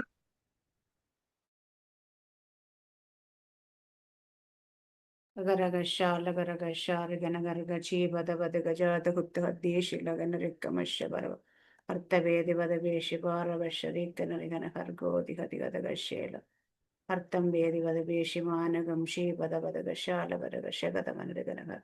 എല്ലാവരും പ്രാർത്ഥനയോടായിരിക്കട്ടെ. നെറ്റ്വർക്കൊക്കെ സ്റ്റേബിളായി നിൽക്കണം. ക്ലൈമറ്റിന്റെ ഒക്കെ ബുദ്ധിമുട്ടുള്ളത്, മഴയൊക്കെയാണല്ലോ. ഹാലിലിറി കറികശറി ബാറ ബാറി ബറി ബറി ബറ ദൂത കഥകഥൽ ബറ വശാൽ ബറ ബറ അർത്ഥനവേദി വധവേഷി മാനകം ഷീപദപദകം ശാലം വരകം ചൂത ഹതികശ ബലം അരകശകലകാനൃഗന ഹർഗശേല വരകശകമന ബാബി വരബക്കതീതകത് അതകതീക്കതനാദിശകൾ മറവശ വരകാശകൻ. കേൾക്കാൻ പറ്റുന്നുണ്ടോ? കേൾക്കാൻ പറ്റുന്നുണ്ടോ? കേൾക്കാം ഫസ്റ്റ്, ഇപ്പൊ കേൾക്കാം. ഓക്കെ. ഇടയ്ക്ക് എന്തോ ഒരു അല്ലേ മിസ്സിങ്. സ്തോത്രം. ഹല്ലേലൂയ. പ്രിയരെ, നിങ്ങൾക്കൊരു ബലമാകുന്നുണ്ടോ? നിങ്ങൾക്ക് പ്രയോജനമാകുന്നുണ്ടോ? അല്ലെങ്കിൽ ഞാൻ മാറ്റി പിടിക്കാം. പാസേ പ്രൈസ് ഗോഡ്. ഹല്ലേലൂയ. ഹല്ലേലൂയ. സ്തോത്രം, സ്തോത്രം. സന്തോഷമാണോ? ഏറെ പ്രയോജനം കാത്തിരുന്ന മെസ്സേജ്. അത്യാവശ്യം. Hallelujah. Price God, praise God. ശ്രദ്ധിച്ച്, നമ്മൾ പലപ്പോഴും നമ്മുടെ ആത്മീയ ജീവിതത്തിൽ നമ്മൾ ഒത്തിരി കൗളിപ്പിക്കപ്പെടുകയാണ് പ്രിയരെ. ആമേൻ. ഞാൻ മിനിസിസ്റ്ററാണ്, ഒത്തിരി സ്നേഹിക്കുന്ന ഒരു ആളാണ്. ആമേൻ. നല്ല ബ്രില്യൻ്റായുള്ള, നല്ല തീരുമാനമെടുക്കുന്ന, ബോൾഡായിട്ട് നിൽക്കുന്ന ഒരു അനുഗ്രഹീത അഭിഷക്തയാണ് മിനിസിസ്റ്റർ. ആമേൻ. Praise God. നമ്മളെ ഒത്തിരി പേര് നമ്മുടെ ആത്മീയത്തിൽ നമ്മൾ ഒത്തിരി കൗളിപ്പിക്കപ്പെടുകയാണ്. എന്തുകൊണ്ട്? നമ്മൾ വെറുതെ ചുമ്മാ അതും കാണിച്ചും പറഞ്ഞു എന്ത് ചെയ്യാം. യഥാർത്ഥത്തിൽ നമ്മുടെ പ്രശ്നങ്ങളെയാണ് ഞാൻ പറഞ്ഞു വരുന്നത്. ആമേൻ. ഞാനൊരു നല്ലൊരു സ്റ്റഡിയാണ് നിങ്ങൾക്ക് തരുന്നത്. ഇത് നിങ്ങൾ അകത്ത് കയറിയാൽ നിങ്ങൾ അസാധാരണമായി പുറത്തു വരും. അസാധാരണമായ ലെവലിൽ നമ്മൾ മാറും. ആമേൻ. അപ്പോൾ നമ്മൾ പിശാച് സ്വാധീനിക്കുന്ന നമ്മുടെ മനസ്സിനെയാണ്. സക്കായി ഇവിടെ വന്നപ്പോൾ സക്കായിക്ക് വേണമെങ്കിൽ എന്ത് ചെയ്യാം, ആ നെഗറ്റീവ് അവന്റെ മനസ്സിനെ സ്വാധീനിക്കാം. അവന് വേണം ചെയ്യും, ഞാൻ സമൂഹത്തിൽ ഇത്രയും ശമ്പളം മേടിക്കുന്ന ഉന്നത ഉദ്യോഗസ്ഥനായിരിക്കുന്ന എനിക്ക് ആരും ഒരു വഴി തന്നില്ല, എനിക്കൊരു അവസരം തന്നില്ല. വേണം എന്ത് ചെയ്യാം, അവന്റെ അകത്തോടെ നെഗറ്റീവ് വന്നിട്ട് അവനും എന്ത് തിരിച്ചു പോവാം. ഓ, ഈ പുള്ളിയൊന്നും കാണാൻ നമ്മൾ നിൽക്കേണ്ട കാര്യമൊന്നുമില്ല. ആദ്യമായിട്ട് കാണുക, ആദ്യമായിട്ട് കേൾക്കാൻ വരിക. മനസ്സിലായോ? പക്ഷെ അവനത് തീരുമാനമില്ല. ഞാൻ വന്നതിന് ലക്ഷ്യം എനിക്ക് യേശുവിനെ കാണാനാണ്. ഞാനത് കണ്ടിട്ടേ പോകത്തുള്ളൂ. ഞാനത് കണ്ടിട്ടേ ആമേൻ സ്തോത്രം അല്ലേ അടങ്ങിയിരിക്കത്തുള്ളൂ. ഹല്ലേലൂയ. പ്രിയരെ, ആ തീരുമാനത്തിനുള്ള, ആ മനസ്സിന്റെ ആ തീരുമാനത്തെ സ്വർഗത്തെ ചലിപ്പിക്കാൻ ഇടയായി തീർന്നു. യേശുവിനെ ചലിപ്പിക്കാൻ ഇടയായി തീർന്നു.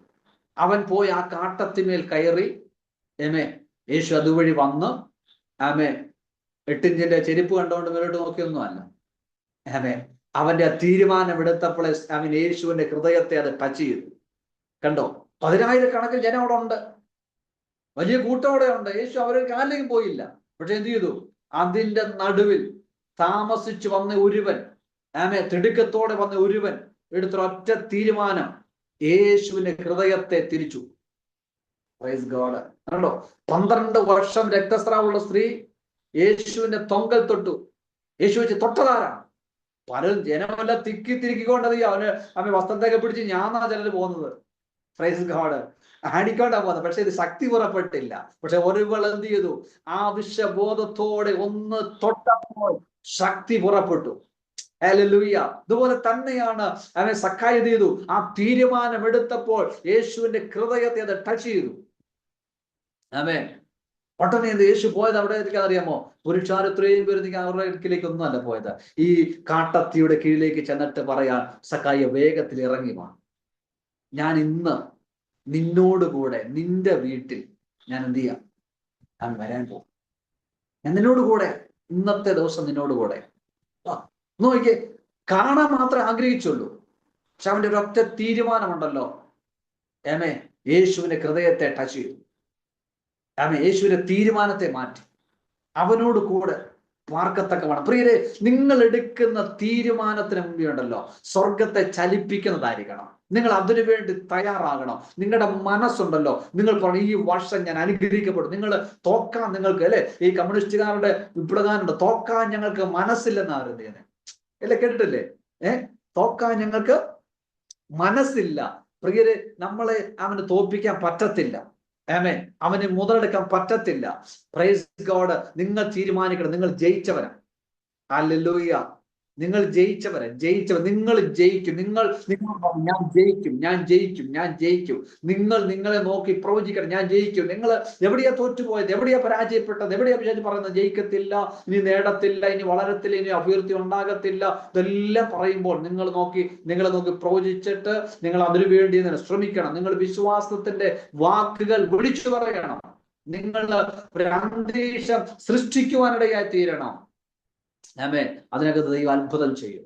ആമേൻ. ഞാൻ വേഗത്തിൽ അങ്ങ് പോകാം, സമയങ്ങൾ ഓടിപ്പോകുന്നല്ലോ. ശരിക്കും പറഞ്ഞത് ഞാനൊരു മുഖവര പോലെ പറഞ്ഞു വരുന്നേ ഉള്ളൂ, പ്രധാനപ്പെട്ട വിഷയത്തിലേക്ക് ഒന്നും എത്തുന്നില്ല അങ്ങോട്ട്. ഹല്ലേലൂയ.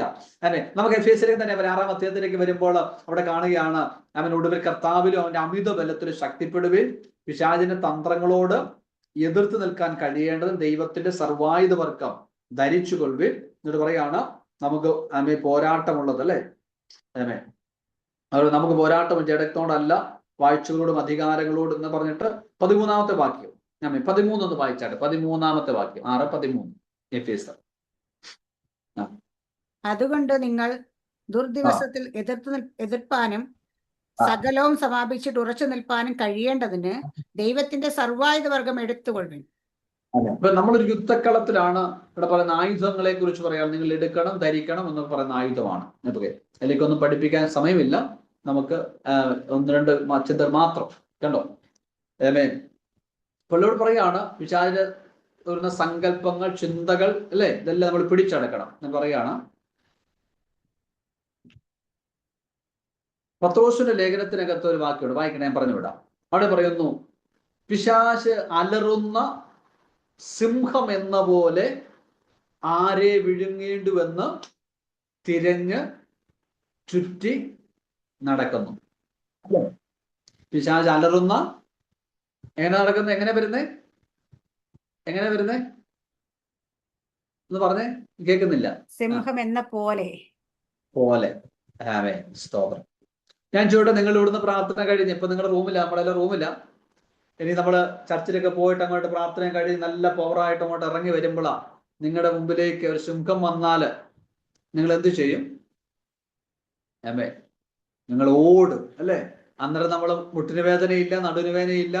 നടുവേദനയ്ക്ക് പ്രാർത്ഥിക്കാനൊക്കെ നമ്മൾ മുൻപ് ഇടിച്ച് നിന്നതാ. പക്ഷെ എന്ത് ചെയ്തു? അസിംഹത്തെ കണ്ടപ്പോ നമ്മള് PT ഉഷയെ തോപ്പിച്ച് ഓട്ടം നമ്മൾ ഓടി. നമ്മൾ എന്ത് ചെയ്തു? അല്ലേ രക്ഷപ്പെടാൻ മാർക്ക് നമ്മൾ നോക്കി. പക്ഷെ അത് അങ്ങനെയാണോ വരുന്നത്?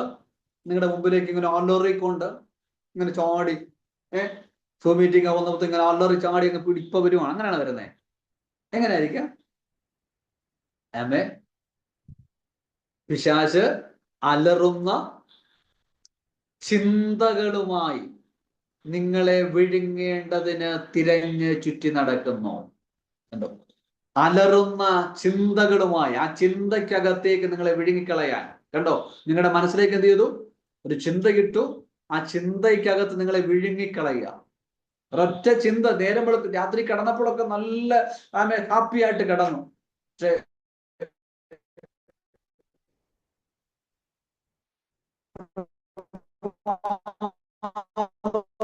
ഉറക്കമോ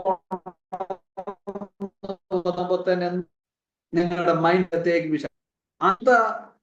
നിങ്ങൾ ഉണർന്നു വരുന്ന അനുഭവം ഉണ്ടോ ആർക്കേലും? ഹല്ലേലൂയ. നിങ്ങൾക്ക് അനുഭവം ഉണ്ടായിട്ടുണ്ടോ? രാത്രി കിടന്നുറങ്ങിയത് നല്ല ഹാപ്പി ആയിട്ടാണ്. പക്ഷെ വെളുപ്പായപ്പോ തന്നെ എന്ത് ചെയ്തു? എന്തോ ഒരു ചിന്ത നമ്മുടെ മനസ്സിലേക്ക് വന്നപ്പോൾ നമ്മൾ ആകെപ്പാടെ എന്ത് ചെയ്തു? അങ്ങ് മൂഡ് ഓഫ് ആയി. നമ്മുടെ മൈൻഡ് അങ്ങ് എന്ത് ചെയ്തു? അസ്വസ്ഥമായിട്ട്. എന്താണെന്ന് പറയാനല്ല, പക്ഷെ ആ ചിന്ത നമ്മളെ എന്ത് ചെയ്തു? അങ്ങ് ഭരിച്ചിട്ട് അങ്ങ് അസ്വസ്ഥമായി. അനുഭവം ഉണ്ടോ? ഇല്ലയോ? ഇല്ല ഭാഷ, ഞങ്ങൾക്ക് അങ്ങനെയൊന്നും ഇല്ലെന്നാണ് പറയുന്നത്. ഓക്കെ, അപ്പൊ അലറുന്ന ചിന്തകളുമായിട്ട് ചില ചിന്ത നമ്മുടെ മൈൻഡിലകത്ത് ഇട്ടിട്ട് ആ ചിന്ത നമ്മൾ വിഴുങ്ങും. ആ ഒറ്റ ചിന്ത നമ്മൾ അന്നത്തെ ദിവസം പോകും, അല്ലേ? ആ ചിന്തയ്ക്ക് മൈൻഡിലകത്ത് ആ ചിന്ത വന്നിട്ട് പോകാതെ അത് കിടന്നെന്ത് ചെയ്യുന്നത്? അത് നമ്മൾ വിഴുങ്ങിക്കളയുക. ശരി, ആ വിഷയം പോട്ടെ. നമുക്ക് ഫിസിലത്തോട് വരാം. 13-ാമത്തെ വാക്യം ഒന്നുകൂടെ വായിച്ചാൽ. 13-ാമത്തെ വാക്യം. സ്തോത്രം. അതുകൊണ്ട് നിങ്ങൾ ദുർദിവസത്തിൽ എതിർപ്പാനും സകലവും സമാപിച്ചിട്ട് ഉറച്ചു നിൽപ്പാനും കഴിയേണ്ടതിന് ദൈവത്തിന്റെ സർവായുധ വർഗം എടുത്തുകൊള്ളുവീൻ.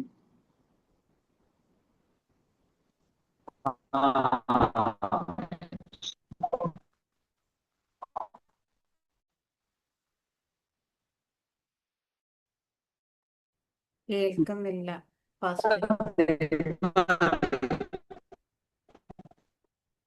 എല്ലാവരും ക്യാമറ ഓഫ് ആക്കി. നെറ്റ് ഡൗൺ ആണെന്ന് തോന്നുന്നു.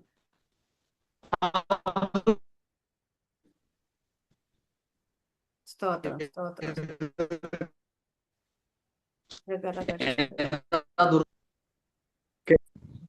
Hello, hello.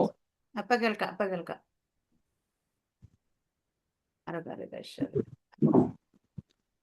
ഈ ദുർദിവസം ഏതാണ്? ചൊവ്വാഴ്ചയാണോ വെള്ളിയാഴ്ചയാണോ? ഫസ്റ്റ് വീഡിയോ ഓൺ ആക്കിക്കോ. ഫസ്റ്റ് അവിടെ നമ്മുടെ ക്യാമറ ഓഫ് ആക്കി ഓൺ ആക്കിക്കോ.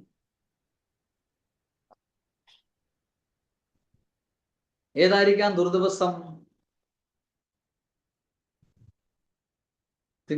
ചൊവ്വാഴ്ചയാണോ വെള്ളിയാഴ്ചയാണോ?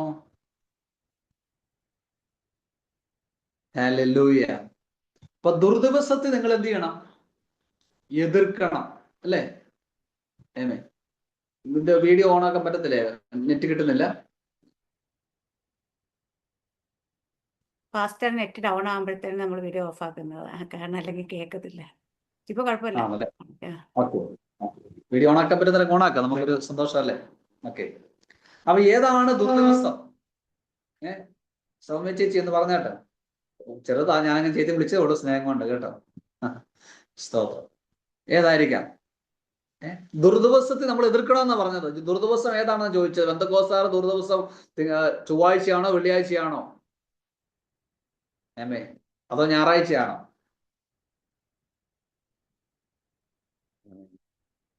സാരമില്ല, നിങ്ങളെ ബുദ്ധിമുട്ടിക്കുന്നില്ല. അപ്പൊ ദുർദിവസം എന്ന് പറയുന്നത് പിശാച് തന്ത്രങ്ങളുമായിട്ട് വരുന്ന ദിവസമാണ് ദുർദിവസം, അല്ലേ? തന്ത്രങ്ങളുമായിട്ട് നിങ്ങളുടെ മനസ്സിലേക്ക് വരുന്ന ദിവസത്തെയാണ് ദുർദിവസം എന്ന് പറയുന്നത്, അല്ലെ? അപ്പൊ ആ ദുർദിവസത്തെ നിങ്ങൾ എന്ത് ചെയ്യണം? എതിർക്കണം, അല്ലെ? നിങ്ങളുടെ മനസ്സിലേക്ക് പിശാച് കൊണ്ടുവരുന്ന നെഗറ്റീവ് ചിന്തകളെ, തോൽവിയെ കുറിച്ചുള്ള ചിന്തകളെ നിങ്ങൾ എന്ത് ചെയ്യണം? എതിർത്ത് നിൽക്കണം. എങ്ങനെ എതിർക്കണം? ദൈവവചനം കൊണ്ടാണ് എതിർക്കേണ്ടത്. നിങ്ങളുടെ മുൻപിലേക്ക് പിശാച് കൊണ്ടുവരുന്ന നെഗറ്റീവായിരിക്കുന്ന ചിന്തകളെ നിങ്ങൾ എന്ത് ചെയ്യണം? ദൈവവചനം, എന്താണോ പ്രശ്നം, എന്താണോ വിഷയം, ഏതാണോ വിഷയം, ആ വിഷയത്തെ ജയിക്കത്തക്കവണ്ണം ദൈവവചനം കൊണ്ട് നിങ്ങൾ എന്ത് ചെയ്യണം? എതിർക്കണം. ആമേൻ. യേശു കർത്താവ് 40 ദിവസം ഉപവസിച്ചു, അല്ലെ? ഉപവാസം കഴിഞ്ഞപ്പോൾ അവന് വിശന്നു, അല്ലെ? നമുക്കറിയാം, പ്രാർത്ഥന കഴിയുമ്പോൾ അടുത്ത നമ്മൾ ചെയ്യുന്നത് നമ്മൾ ആഹാരം കഴിക്കുക എന്നുള്ളതാണ്. എത്ര ജോലി തിരക്കും യാത്രയൊക്കെ ഉണ്ട്, നമ്മൾ ആഹാരം കഴിക്കുക എന്നുള്ളതാണ്. ആമേൻ. അപ്പോൾ യേശുവിന് വിശന്നപ്പോൾ പിശാച് എന്ത് ചെയ്തു? ആ സന്ദർഭം മനസ്സിലാക്കി കല്ല് കൊണ്ടുവന്നു. നീ ദൈവോത്രനെങ്കിൽ ഈ കല്ലിനോട് അപ്പമാകാൻ കൽപ്പിക്ക. കണ്ടോ? സാഹചര്യത്തിനനുസരിച്ചാണ് പിശാച് വരുന്നത്. നിങ്ങളുടെ മുന്നിലെ ആ ആവശ്യം, ആ സാഹചര്യത്തെ മനസ്സിലാക്കിയ പിശാച് വരുന്നത്. ആ സമയത്താണ് നിങ്ങൾ എതിർക്കേണ്ടത്. നമ്മൾ അവിടെ പതറിപ്പോകരുത്. Price God. അപ്പോൾ യേശു അവിടെ എങ്ങനത്തെ ചെയ്തത്? നിശ്ചയമായിട്ട് നമുക്കറിയാം, ഒരു വാക്ക് കൽപ്പിച്ചാൽ അപ്പമാകും, അല്ലേ? നോക്കിയാൽ മതി, നമുക്ക് ഉറപ്പാ. പക്ഷെ യേശു എന്തുകൊണ്ട് ചെയ്തില്ല? എന്തുകൊണ്ട് ചെയ്തില്ല? സഭ, എന്റെ രക്തത്താൽ വീണ്ടെടുക്കപ്പെട്ട സഭ ചില ദിവസം കൂടെ കഴിയുമ്പോൾ, ചില മണിക്കൂറുകൾ കഴിയുമ്പോൾ ഈ ഭൂമിയിൽ സഭ ഉടലെടുക്കാൻ പോകുക. ആ സഭയ്ക്ക് ജയിക്കണമെങ്കിൽ ജയിക്കേണ്ടത് ദൈവത്തിന്റെ വചനം കൊണ്ടാണ്. നമുക്ക് ഈ ഭൂമി ജയിക്കാനുള്ള ആയുധം എന്ന് പറയുന്നത് ദൈവത്തിന്റെ വചനമാണ്. അപ്പോൾ വചനം കൊണ്ട് ജയിക്കണം, അല്ലേ? അപ്പോൾ പിശാചിന്റെ കൊണ്ടുവരുന്ന ചിന്തകളെ വെട്ടാൻ, ഇല്ലാതാക്കാൻ ഉപയോഗിക്കേണ്ട ആയുധം എന്ന് പറയുന്നത് ദൈവത്തിന്റെ വചനമാണ്. ആമേൻ. ദൈവത്തിന്റെ വചനമാണ്. ഹല്ലേലൂയ. നമുക്ക് സമയം എന്ന് പറയാൻ 9:30 അല്ലേ? ഓക്കെ. ആമേൻ. Praise God. അപ്പോൾ പിശാച് കൊണ്ടുവരുന്ന അവന്റെ പദ്ധതികളെ, അവൻ കൊണ്ടുവരുന്ന ചിന്തകളെ, സങ്കല്പങ്ങളെ, വിചാരങ്ങളെ, ഉയർച്ചകളെ വെട്ടുന്നത് എങ്ങനെയാ? ദൈവവചനം കൊണ്ട് നമ്മൾ വെട്ടണം.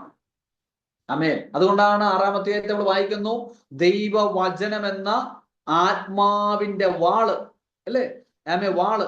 അപ്പൊ ദൈവവചനം നമുക്ക് ദൈവശക്തിയായി മാറുമ്പോൾ, ക്രൂശിന്റെ വചനം നമുക്ക് ദൈവശക്തിയായി തീരുമ്പോൾ, ഇല്ലേ, വിശ്വസിക്കുന്ന നമുക്ക് രക്ഷയായി മാറുമ്പോൾ ഇതെന്ത് ചെയ്യുക? പിശാചിന് നേരെ ഈ വചനം വാളായി മാറുക.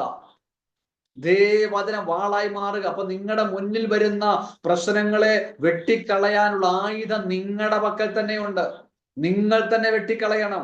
നിങ്ങളുടെ മുന്നിൽ പ്രശ്നങ്ങളെ നിങ്ങൾ വചനത്തെ കണ്ടുപിടിച്ചിട്ട് ആ വചനം കൊണ്ട് നിങ്ങൾ വെട്ടണം. എങ്ങനെ വെട്ടുന്നത്? നിങ്ങൾ ആ വചനം വിളിച്ചു പറഞ്ഞുകൊണ്ടിരിക്കണം. നിങ്ങളുടെ പ്രശ്നത്തെ നോക്കിയിട്ട് ആ വചനം ഉരുവിട്ടുകൊണ്ടിരിക്കണം. ആമേൻ. ഹല്ലേലൂയ. ആ വചനം, ദൈവത്തിന്റെ വചനം പറയുന്നത്, എന്റെ വായിൽ നിന്ന് പുറപ്പെടുന്ന എന്റെ വചനം, അത് എന്റെ വചനമായിരിക്കും. അത് വെറുതെ എന്റെ അടുക്കിലേക്ക് മടങ്ങത്തില്ല. ഞാൻ അയച്ച കാര്യം സാധിപ്പിക്കാതെ ആ വചനം മടങ്ങി വരത്തില്ല. പ്രിയരെ, ആമേ, വചനം നിങ്ങൾ എന്ത് ചെയ്യുക? വിളിച്ചു പറയണം. നിങ്ങളുടെ മുന്നിൽ വരുന്ന പ്രശ്നത്തെ വെട്ടിക്കളയാൻ ദൈവത്തിന്റെ വചനം വിളിച്ചു പറഞ്ഞുകൊണ്ടിരിക്കണം. നിങ്ങളുടെ മനസ്സിൽ പറയണം, നിങ്ങൾ ശബ്ദത്തിൽ പറയണം. ആ വചനം കൊണ്ട് അറിയാമോ, അവന്റെ നേരെ അത് ആമേ വാളാണ്, അതിനെ വെട്ടിക്കളയും. അങ്ങനെ ജയിക്കുന്നത്. Praise God, praise God. പൗലോസ് സാധാരണ മനുഷ്യനെ, പക്ഷെ തന്നെ കൂടെ പറഞ്ഞൊരു കാര്യമുണ്ട്, എന്നെ ശക്തനാക്കുന്നവന് മുഖാന്തരം ഞാൻ സകലത്തിലും മതിയാകുന്നു. ആമേ, ഹല്ലേലൂയ. ദൈവത്തിന്റെ ആ ശബ്ദം ഞാൻ കേട്ടു, എന്റെ കൃപ നിനക്ക് മതി, എന്റെ ശക്തി നിന്റെ ബലഹീനതയിൽ തികഞ്ഞു വരുന്നതാ. ആമേ, തന്റെ ജീവിതത്തിൽ എപ്പോഴും പറയും, ദൈവത്തിന്റെ കൃപ എനിക്ക് മതി, എന്റെ ബലഹീനത തികഞ്ഞു വരുന്നതാ. ഞാൻ പറയും, എന്നെ ശക്തനാക്കുന്ന മുഖാന്തരം ഞാൻ സകലത്തിലും മതിയാകുന്നതാ. Price God. അപ്പോൾ ജയിക്കാൻ വേണ്ടി ദൈവം തന്നിരിക്കുന്നത് ദൈവത്തിന്റെ വചനമാണ്, അല്ലെ? കണ്ടോ? അപ്പൊ ദുർദിവസത്തിൽ എതിർപ്പാനും സകലവുമായി ഉറച്ചു നിൽക്കാൻ കഴിയേണ്ടതിനും ദൈവത്തിന്റെ സർവായുധവർക്കും ധരിച്ചുകൊള്ളുവിൻ. ഞാൻ അവിടെ താഴോട്ട് വരാം, ഒന്ന് വരാം, എന്നിട്ട് പറയുന്നു. അടുത്ത വാക്യം വായിക്കുകയാണ്, നിങ്ങളുടെ അരയ്ക്ക് സത്യം കെട്ടുക. അല്ലെ? എന്താണ് സത്യം? എന്തായിരിക്കാം സത്യം? ദൈവത്തിന്റെ വചനം, അല്ലെ? ദൈവത്തിന്റെ വചനമാ സത്യം. ഇപ്പൊ വചനം നമ്മൾ അരയ്ക്ക് കെട്ടുക എന്ന് പറഞ്ഞാൽ കുറച്ച് വചനം എഴുതി നമ്മൾ അര കെട്ടാനാണോ? അല്ല. അരമുറുക്കുക എന്ന് പറഞ്ഞാൽ ഇതൊരു പട്ടാളക്കാരനെ റോമ പടയാളി യുദ്ധത്തിനൊക്കെ എങ്ങനെ ആയിരിക്കണം അവരെ വർണ്ണിച്ചുകൊണ്ടാണ് പൗലോസ് ലേഖനം എഴുതിയത്. അതുകൊണ്ടാണ് ആ ഭാഷാ ശൈലി, ആ പട്ടാളക്കാരന്റെ രീതികളെ കുറിച്ച് അവർ വർണ്ണിച്ചിരിക്കുന്നത്, അല്ലെ? അപ്പൊ നമ്മൾ ഒരു വിശ്വാസി എന്ന് പറയുന്നത് ആത്മീക യുദ്ധത്തിന്റെ അകത്താണ്. ആ യുദ്ധത്തിന് അവൻ നിൽക്കുമ്പോൾ അവന്റെ ശത്രു സാത്താനാണ്. ആ യുദ്ധത്തിൽ നിൽക്കുമ്പോൾ എങ്ങനെ ആയിരിക്കണമെന്ന് പൗലോസോട് വരച്ചു കാട്ടുക. അവൾ പറയുന്നതാണ്, ഒന്ന് നിങ്ങൾ എന്ത് ചെയ്യുക? ദൈവത്തിന്റെ സർവായുധം ധരിക്കുക, അല്ലെ? ധരിക്കണം. എന്നിട്ട് പറയാണ്, നിങ്ങളുടെ അരയ്ക്ക് സത്യം കെട്ടുക എന്ന് പറഞ്ഞാൽ അരമുറുക്കുക. അരമുറുക്കുക നമ്മളെ ബലത്തെ കാണിക്കുക, മുന്നോട്ടുള്ള യാത്രയെ കാണിക്കുക. എനിക്ക് മുന്നോട്ടൊരു യാത്രയുണ്ട്, ഞാൻ യുദ്ധത്തിന് തയ്യാറാകുക. ആ തയ്യാറാകുമ്പോൾ അവനെന്ത് അരപ്പട്ട കെട്ടി അരമുറുക്കും, അതിന്റെ ബലത്തെ കാണിക്കുക. അപ്പൊ ദൈവമക്കളുടെ ബലമെന്ന് പറയുന്നത് എന്താ? സത്യം എന്താ? യേശുവാ. സത്യം എന്താ?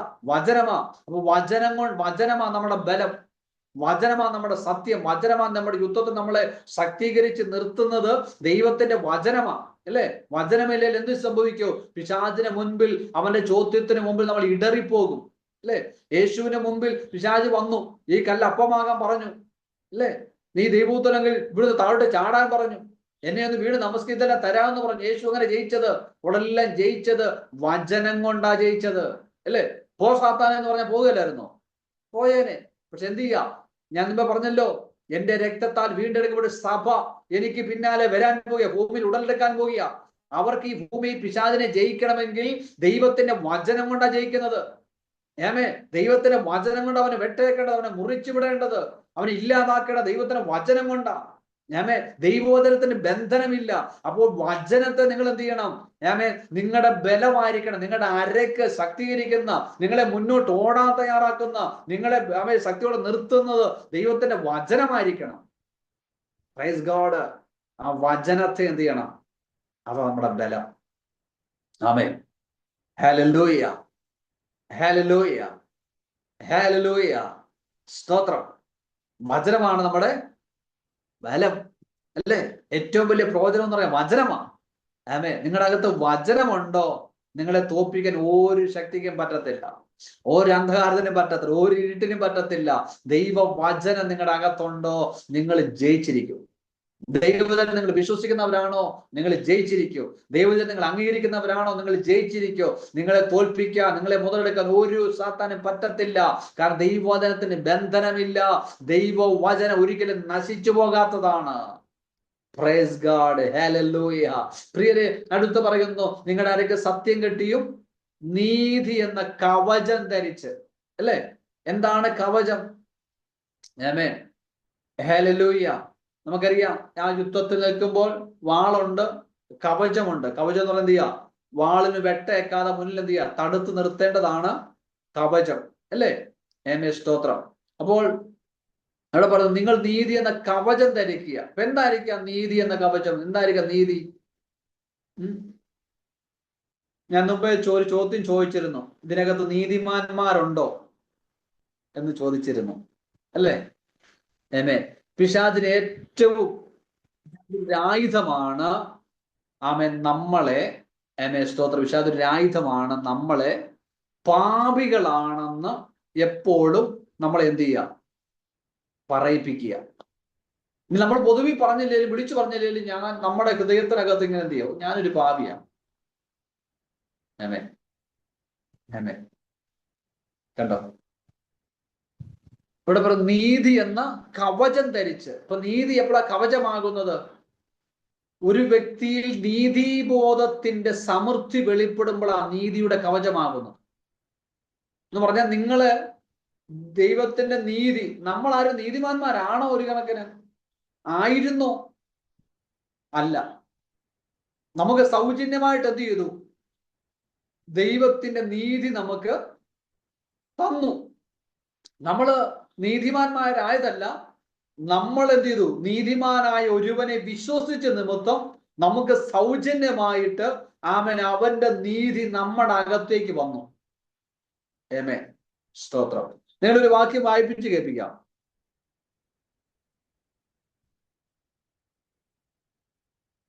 യേശുവിന്റെ നാമം. റോമാലേഖനം 9-ാം അധ്യായത്തിന്റെ യേശുവേ സ്തോത്രം, സ്തോത്രം, സ്തോത്രം, സ്തോത്രം. Thank you Holy Spirit. അതിന്റെ 30-ാമത്തെ വാക്യം വായിച്ചു നോക്കിയേ. റോമർ 9:30. ഒരാളുകളെ വായിച്ചു. ആകയാൽ നാം എന്തു പറയണ്ടു? നീതിയെ പിന്തുടരാത്ത ജാതികൾ നീതി പ്രാപിച്ചു, വിശ്വാസത്താലുള്ള നീതി തന്നെ. കണ്ടോ? ആകയാൽ നാം എന്തു പറയണ്ടു? നീതിയെ പിന്തുടരാത്ത ജാതികൾ നീതി പ്രാപിച്ചു, വിശ്വാസത്താലുള്ള നീതി തന്നെ. കണ്ടോ? അടുത്ത വാക്യം പറയുന്നു, നീതിയുടെ പ്രമാണം പിന്തുടർന്ന ഇസ്രായേലോ ആ പ്രമാണത്തെങ്കിൽ എത്തിയില്ല. അതെന്തുകൊണ്ടെന്നാൽ വിശ്വാസത്താലല്ല, പ്രവർത്തികളാൽ അവരെന്ത് ചെയ്തു? അന്വേഷിച്ചത് കൊണ്ട് അവർക്കാർക്കും നീതിമാനാകാൻ പറ്റിയില്ല. കണ്ടോ? അപ്പൊ നമ്മളെന്ത് ചെയ്തു? ജാതികളായ നമ്മൾ അല്ലേ? കണ്ടോ? ആകയാൽ നാം എന്തു പറയണ്ടു? നീതിയെ പിന്തുടരാത്ത ജാതികൾ നീതി പ്രാപിച്ചു. അപ്പൊ നമ്മൾ എന്ത് ചെയ്തു? എങ്ങനത്തെ നീതി? വിശ്വാസത്താൽ. നമ്മൾ ആരെയെ വിശ്വസിച്ചു? ഒരുവനെ വിശ്വസിച്ചു. അങ്ങനെ നമ്മൾ എന്ത്? എല്ലാവരും എന്തായി? നീതിമാന്മാരായി. നമ്മൾ പാപികളല്ല, നമ്മളെ ദൈവം നീതീകരിച്ചു അല്ലേ? അപ്പൊ നീതിമാന്റെ പ്രാർത്ഥനയാണ് ദൈവം എന്ത് ചെയ്യുന്നത്? കേൾക്കുന്നത്. Praise God. ഞാൻ ഒരു വാക്യം കൂടെ ഒരു വാക്യോട് വായിച്ചിട്ട് നിങ്ങൾക്ക് വേണ്ടി നമ്മൾ ഒരുമിച്ച് നമുക്ക് പ്രാർത്ഥിക്കാം. നമുക്ക് വേണ്ടി പ്രാർത്ഥിക്കാം. ഹല്ലേലൂയ. യേശുവേ രക്തത്താൽ ജയം. യോഹന്നാന്റെ സുവിശേഷം 16-ാം അധ്യായത്തിന്റെ 7-ാമത്തെ വാക്യം പോലെ ഒന്ന് വായിച്ചാട്ട്. പ്രിയ സിസ്റ്റർ ഒന്ന് വായിച്ചാട്ട്. 16:3 യോഹന്നാൻ 16:7. എന്നാൽ ഞാൻ നിങ്ങളോട് സത്യം പറയുന്നു, ഞാൻ പോകുന്നത് നിങ്ങൾക്ക് പ്രയോജനം. ഞാൻ പോകാഞ്ഞാൽ കാര്യസ്ഥൻ നിങ്ങളുടെ അടുക്കൽ വരികയില്ല. ഞാൻ പോയാൽ അവനെ നിങ്ങളുടെ അടുക്കൽ അയക്കും. അവൻ വന്ന് പാപത്തെക്കുറിച്ചും നീതിയെക്കുറിച്ചും ന്യായവിധിയെക്കുറിച്ചും ലോകത്തിന് ബോധം വരുത്തും. കണ്ടോ? യേശു പറയാണ്, ഞാൻ പോകുന്നത് നിങ്ങൾക്ക് പ്രയോജനമാണ്. ഞാൻ പോകാഞ്ഞാൽ കാര്യസ്ഥൻ വരത്തില്ല. ഞാൻ പോയാൽ അവൻ വരും. അവൻ വന്നു കഴിഞ്ഞാൽ എന്താ ചെയ്യുന്നത്? കണ്ടോ? ആ പരിശുദ്ധാത്മ വന്നു കഴിഞ്ഞ് ചെയ്യുന്നതായ കാര്യങ്ങളെ കുറിച്ച് പറയാണ്. സ്തോത്രം. അവൻ വന്ന് 8-ാമത്തെ വാക്യം ഒന്ന് ശ്രദ്ധിച്ചു വായിച്ച്. അവൻ വന്ന് പാപത്തെക്കുറിച്ചും നീതിയെക്കുറിച്ചും ന്യായവിധിയെക്കുറിച്ചും ലോകത്തിന് ബോധം വരുത്തും. സ്തോത്രം. അപ്പോൾ പരിശുദ്ധാത്മാവ് 3 കാര്യമാണ് ചെയ്യുന്നത് അല്ലേ?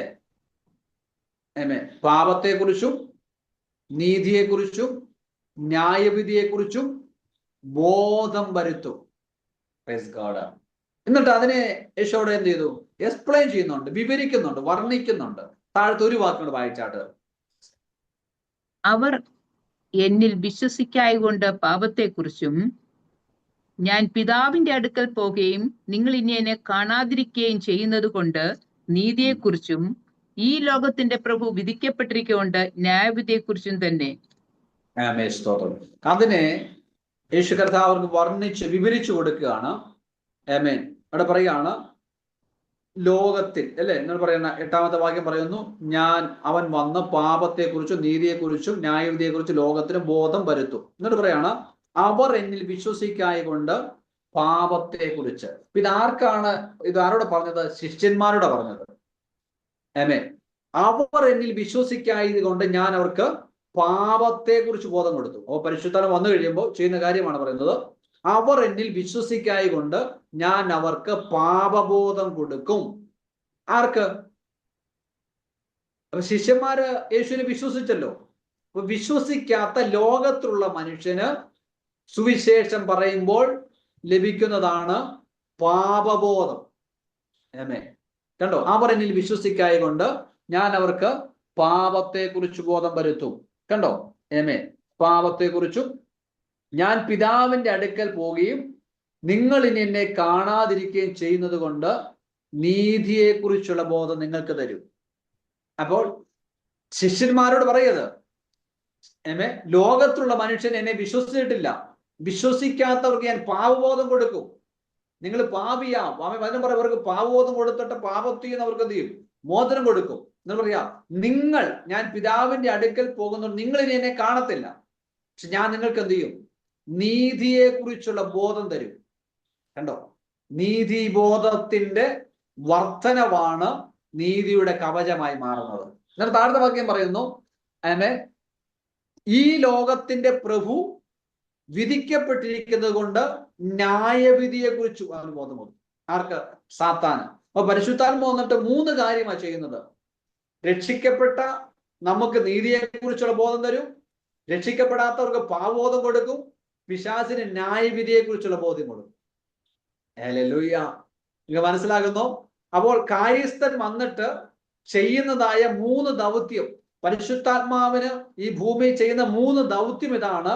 ഒന്ന്, രക്ഷിക്കപ്പെടാത്ത മനുഷ്യർക്ക് പാപബോധം കൊടുക്കും. സുവിശേഷം പറയുമ്പോൾ എന്ത് ചെയ്യുക? അതുകൊണ്ടാണ് കേൾക്കുമ്പോൾ പാപം അവർ അകത്ത് പൊങ്ങി വന്നിട്ട് അവരെന്ത് ചെയ്യുക? ഉപേക്ഷിച്ച് ദൈവത്തിലേക്ക് വരും. പാപബോധം കൊടുക്കും. രക്ഷിക്കപ്പെട്ട നമുക്ക് എന്താ ലഭിക്കുന്നത്? നീതിബോധം. അതുകൊണ്ടാണ് റോമാലേഖനം 5:17 പറയുന്നുണ്ട്, ഹല്ലേലൂയ. അവിടെ പറയുന്നത് എങ്ങനെയാണ്? ഏകന്റെ ലംഘനത്താൽ ആ പാപം വാണുവെങ്കിൽ സ്തോത്രം, ഏക നിമിത്തം ഏറ്റവും അധികമായിട്ട് ജീവനിൽ വാഴും. അല്ലെ? ജീവനിൽ വാഴും. കണ്ടോ? യേശുക്രിസ്തു വന്ന ഏക നിമിത്തം ഏറ്റവും അധികമായിട്ട് ജീവനിൽ വാഴും. ഒരു പാപം വാണ സ്ഥലത്ത് നമ്മൾ എന്ത് ചെയ്തു? യേശുക്രിസ്തു വന്ന ഏക നിമിത്തം ഏറ്റവും അധികമായിട്ട് ഇനി ഞാൻ ജീവനിൽ വാഴുമെന്ന്. ജീവനിൽ വാഴും. അപ്പൊ നമ്മളെ വിളിച്ചിരിക്കുന്നത് പാപത്തിൽ തുടരാനല്ല. നമ്മൾ പാപികളല്ല. ദൈവം എന്ത് ചെയ്തു? നമ്മളെ നീതീകരിച്ചു. നമ്മൾ നീതിമാന്മാരായി മാറി. എന്ത് ചെയ്യണം? അതിനകത്ത് നമ്മൾ വാഴണം. Praise God. ഇപ്പൊ ലോകത്തിന്റെ പ്രഭു വിധിക്കപ്പെട്ടു. ആരാ? സാത്താൻ വിധിക്കപ്പെട്ടു. അപ്പൊ നമ്മൾ അവൻ എപ്പോഴും എന്ത് ചെയ്യണം?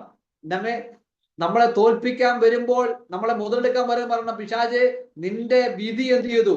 2026 വർഷങ്ങൾക്ക് മുമ്പ് കാൽവറി ക്രൂശിൽ നിന്റെ വിധി എന്ത് ചെയ്തു? പ്രഖ്യാപിച്ചു കഴിഞ്ഞു. നീ വിധിക്കപ്പെട്ടവനാ. അല്ലെ? ആ വിധി നടപ്പാക്കുന്ന ദൈവസഭയുടെ എടുക്കുമ്പോൾ അവൻ എന്ത് ചെയ്തു? ചങ്ങലക്കിടും. ഇപ്പോൾ എന്ത് ചെയ്തു? അവൻ വിധിക്കപ്പെട്ടു. വിധി നടപ്പാക്കിയാൽ മതി. അവന്റെ ആ ആയുധം വെപ്പിച്ചു. അവനെന്ത് ചെയ്തില്ല? പദവികളൊന്നുമില്ല. അവനെന്ത് താഴെയിട്ട് ആയുധമില്ലാത്തവനായിട്ട്, അവനൊരു അധികാരമില്ലാത്തവനായിട്ട് അവനെന്ത് ചെയ്തു? ദൈവം തോൽപ്പിച്ചു കളഞ്ഞു. എന്ത് ചെയ്യണം? ഈ 3 കാര്യങ്ങൾ എന്ത് ചെയ്യാം? പരിശുദ്ധാത്മാവ് ചെയ്യുന്നു. അപ്പൊ നമ്മൾക്ക് എന്ത് ചെയ്യണം? നീതിബോധം നമ്മൾ വർദ്ധിക്കണം. എന്ന് പറയണം, ഞാൻ നീതിമാനാണ്. അപ്പൊ ചോദിക്കും, നമ്മുടെ ചോദ്യം ന്യായമായിട്ട് ചോദിക്കും, പാസ്റ്റേ തെറ്റ് ചെയ്താലോ, പാപം ചെയ്താലോ നമ്മൾ അത്ര ജീവിതത്തിനകത്ത് പാപം ചെയ്യത്തില്ലേ? നമ്മുടെ വാക്കുകൊണ്ട് പ്രവൃത്തി കൊണ്ട് വരാൻ സാധ്യതയില്ലേ? ഉണ്ട് അല്ലേ? നമ്മൾ 100% നമ്മുടെ എത്തി വരും. വരത്തില്ലെന്ന് ആർക്കും പറയാൻ പറ്റത്തില്ല. വരുമ്പോൾ എന്ത് ചെയ്യണം? എന്തു ചെയ്യണം? അതിനാണ് എബ്രായ ലേഖനം 4:16 പറഞ്ഞിരിക്കുന്നു, അതുകൊണ്ട് കരുണ ലഭിപ്പാനും തൽസമയത്ത് സഹായത്തുള്ള കൃപ പ്രാപിപ്പാൻ ധൈര്യത്തോടെ കൃപാസനത്തിലേക്ക് വരണം. എന്ന് പറഞ്ഞാൽ പിശാച് നമ്മളെ മുതലെടുക്കാൻ അവന് അവകാശം നിൽക്കരുത്. നമ്മുടെ ജീവിതത്തിൽ ഒരു തെറ്റ് സംഭവിച്ചു, പാപം സംഭവിച്ചു, വാക്കുകൊണ്ടോ പ്രവൃത്തി കൊണ്ടോ ഏതെങ്കിലും നിലയിൽ സംഭവിച്ചു കഴിഞ്ഞാൽ ഉടനെ എന്ത് ചെയ്യണം? ഓടി കൃപാസനത്തിലേക്ക് വരണം. കൃപാസനം തുറന്നു കിടക്കുകയാണ്.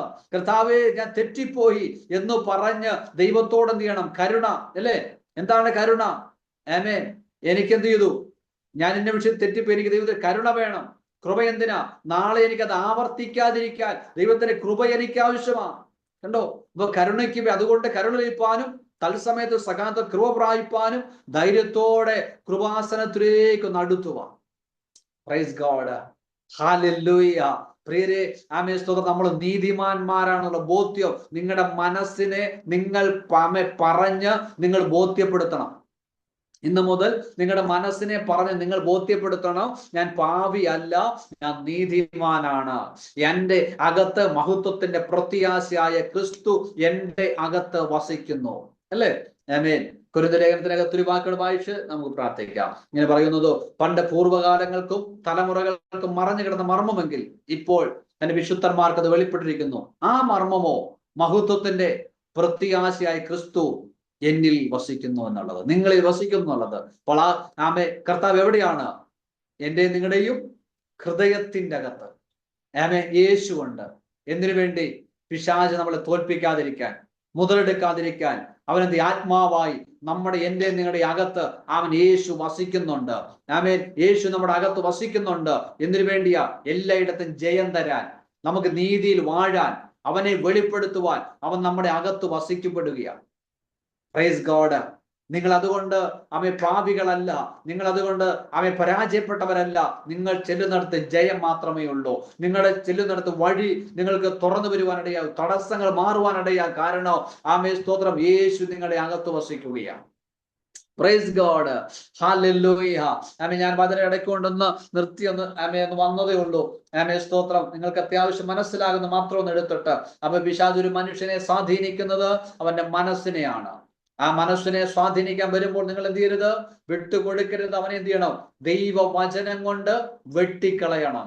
ദൈവവചനമാകുന്ന വാളുകൊണ്ട് നിങ്ങൾ സാത്താന്റെ ചിന്ത, അവൻ കൊടുത്ത പദ്ധതികളെ, അവളുടെ തന്ത്രങ്ങളെ നിങ്ങൾ എന്ത് ചെയ്യണം? ദൈവവചനം കൊണ്ട് വെട്ടിക്കളയണം. നമ്മൾ ജയിച്ചവരാ. ഈ ലോകത്ത് ജയമുണ്ട്. എല്ലായിടത്തും നമ്മൾ ജയിച്ചവരാ. നിങ്ങളുടെ മനസ്സാണ് നിങ്ങളുടെ വിജയത്തിലേക്ക് കൊണ്ടുവരുന്നത്. നിങ്ങളുടെ മനസ്സാണ്, നിങ്ങളുടെ മനസ്സിനകത്തെ ചിന്തയാണ് നിങ്ങൾ സ്തോത്രം ആരായിരിക്കണം എന്നുള്ളത്. അതുകൊണ്ട് നിങ്ങൾ ഭാവികളല്ല, പരാജയപ്പെട്ടവരല്ല. നിങ്ങൾ മനസ്സ് വെച്ചാൽ നിങ്ങൾ അനുഗ്രഹിക്കപ്പെടും. നിങ്ങൾ മനസ്സ് വെച്ചാൽ നിങ്ങളുടെ സ്ഥിതി മാറും. നിങ്ങളുടെ മനസ്സ് വെച്ചാൽ നിങ്ങളുടെ അഭിവൃദ്ധിയിലേക്ക് എത്തും. നിങ്ങളുടെ മനസ്സ് വെച്ചാൽ ഇനി നിങ്ങൾ തോറ്റു പോകത്തില്ല. നിങ്ങളുടെ മനസ്സാണ് നിങ്ങളെ ജയത്തിലേക്ക് കൊണ്ടുവരുന്നത്.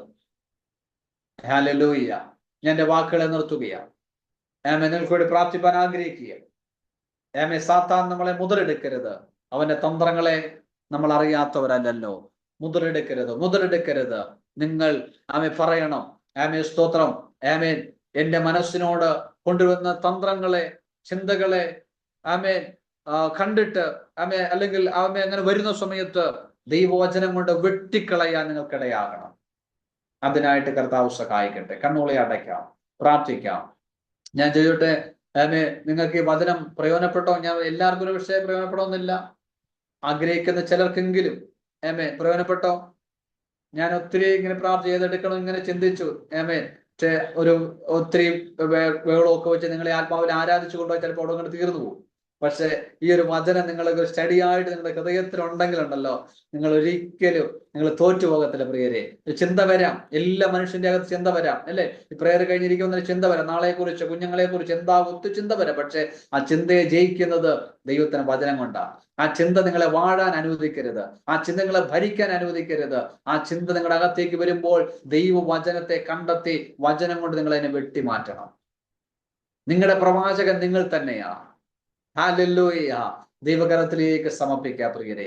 ദൈവം അത്ഭുതങ്ങളുടെ ദൈവമാ. ഞാൻ ചോദിച്ചോട്ടെ, സ്തോത്രം, ഞങ്ങളുടെ ജീവിതത്തിൽ സ്തോത്രം, വഴി അടഞ്ഞ ഏതെങ്കിലും മേഖലയുണ്ടോ? പരാജയം നിങ്ങളോട്, ഇനി രക്ഷപ്പെടത്തിലെന്ന ചിന്ത നിങ്ങളോട് സംസാരിക്കുന്നുണ്ടോ? ഇനി നിങ്ങൾ രക്ഷപ്പെടത്തിന് പ്രാർത്ഥിച്ചിട്ടും പ്രത്യേകിച്ച് കാര്യമൊന്നുമില്ല. പോസ്റ്റുകൾ പ്രത്യേകിച്ച് കാര്യമൊന്നുമില്ല. എന്തെങ്കിലും നിങ്ങളെ നെഗറ്റീവ് ഭരിക്കുന്നോ? തോറ്റു, പരാജയപ്പെട്ടു, രക്ഷപ്പെടത്തില്ല എന്നുള്ള ചിന്ത നിങ്ങളെ ഭരിക്കുന്നുണ്ടോ? ഇന്നത് മനസ്സിൽ നിന്ന് മാറിപ്പോകണം. ഇന്നത്തോട് പറയണം, ഇല്ല, ഞാൻ ജയിക്കും. നിങ്ങൾക്കറിയാമോ, യേശു കർത്താവ് തന്റെ ശുശ്രൂഷയിൽ, തന്റെ ജീവിതത്തിൽ നമ്മളെ വെളിപ്പെടുത്തി കാണിച്ചൊരു കാര്യമുണ്ട്. എല്ലായിടത്തും നെഗറ്റീവ് സാഹചര്യങ്ങളെ ഉള്ളപ്പോഴും യേശു ആ നെഗറ്റീവ് പറയാതെ ആ നെഗറ്റീവിനെ യേശു പോസിറ്റീവായിട്ട് പറയാൻ തുടങ്ങി. എന്ന് പറഞ്ഞാൽ യായിറോസിന്റെ മകൾ മരിച്ചു, കൊച്ചുമകൾ മരിച്ചു. പോകുന്ന വഴിക്ക് ആൾക്കാരൊന്ന് പറഞ്ഞു, ഇനി ഗുരുവിനെ അസംഖ്യപ്പെടുത്തണ്ട എന്ന് പറഞ്ഞാൽ വീട്ടിലോട്ട് വരണ്ട, പറഞ്ഞു വിട്ടേര്. യേശു പറഞ്ഞ ആ വാക്ക് കാര്യമാക്കണ്ട. അവിടെ ചെല്ലുമ്പോൾ പടതയൊക്കെ വലിച്ചു കെട്ടി ആരവാരമുണ്ട്, ജനം കരഞ്ഞുകൊണ്ടിരിക്കുക, വിലപിച്ചുകൊണ്ടിരിക്കുക. യേശു പറഞ്ഞു, ബാല മരിച്ചിട്ടില്ല, കണ്ടോ, അവൾ ഉറങ്ങുകയാ. അന്തരീക്ഷത്തെ യേശു പോസിറ്റീവ് ആക്കുന്നത് കണ്ടോ. സാഹചര്യം നോക്കിയിട്ട് അവിടെ നമുക്കറിയാം അത് മരിച്ചു, പക്ഷെ ആ സാഹചര്യത്തെ യേശു മരിച്ചു എന്നല്ല വിശ്വസിച്ച് പിന്നെയോ ഉറങ്ങുക. എന്താ ഉറങ്ങുന്ന പ്രത്യേകത? നമുക്ക് ഏറ്റവും വേണ്ടപ്പെട്ട ഒരാള് നിങ്ങളുടെ വീട്ടിൽ, നിങ്ങൾക്ക് ഏറ്റവും വേണ്ടപ്പെട്ട ഒരാള് നിങ്ങളുടെ വീട്ടിലേക്ക് വരുമ്പോൾ നിങ്ങൾ ഉറങ്ങിക്കിടക്കുകയാണെങ്കിൽ ഒരൊറ്റ വിളിക്ക് നിങ്ങൾ എന്ത് ചെയ്യും? എഴുന്നേൽക്കും. അല്ലെങ്കിൽ വീട്ടിൽ ഇനി ആൾ വന്നു തട്ടിയാൽ മതി, അല്ലേ? നമ്മൾ ചാടി എഴുന്നേൽക്കും. കണ്ടോ, ആ സാഹചര്യത്തെ യേശു പോസിറ്റീവ് ആക്കുന്നുണ്ടോ? ഹല്ലേലൂയ. പ്രിയരെ, നിങ്ങളുടെ മനസ്സിനെ നിങ്ങൾ പോസിറ്റീവ് ആക്കണം. ഇന്ന് പറഞ്ഞു, നിങ്ങൾ രക്ഷപ്പെടുമെന്ന് പറഞ്ഞു തുടങ്ങണം, നിങ്ങൾ ജയിക്കുമെന്ന് പറഞ്ഞു തുടങ്ങണം. നിങ്ങൾക്ക് തോക്കത്തില്ല. നിങ്ങളുടെ കുടുംബജീവിതത്തെ നോക്കിയിട്ട് നിങ്ങളുടെ കുടുംബജീവിതം തകർന്നു എന്നല്ല പറയേണ്ടത്. എനിക്ക് ദൈവം അനുഗ്രഹയുടെ കുടുംബജീവിതമാണെന്ന് പറയണം. നിങ്ങളുടെ ഭർത്താവ് രക്ഷിക്കപ്പെട്ടില്ലേ? മദ്യപാനിയാണോ?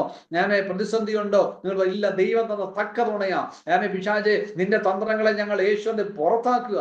ഞങ്ങൾ ഒന്നാ, ഞങ്ങൾ ക്രിസ്തുവിൽ അനുഗ്രഹിക്കപ്പെട്ടവരെ, ഞങ്ങളുടെ കുടുംബം തകരാൻ നിനക്ക് അവകാശമില്ല എന്നൊക്കെ പറഞ്ഞ് പോസിറ്റീവാക്കി നിങ്ങൾ എന്നെ തിരിച്ചു പിടിക്കണം.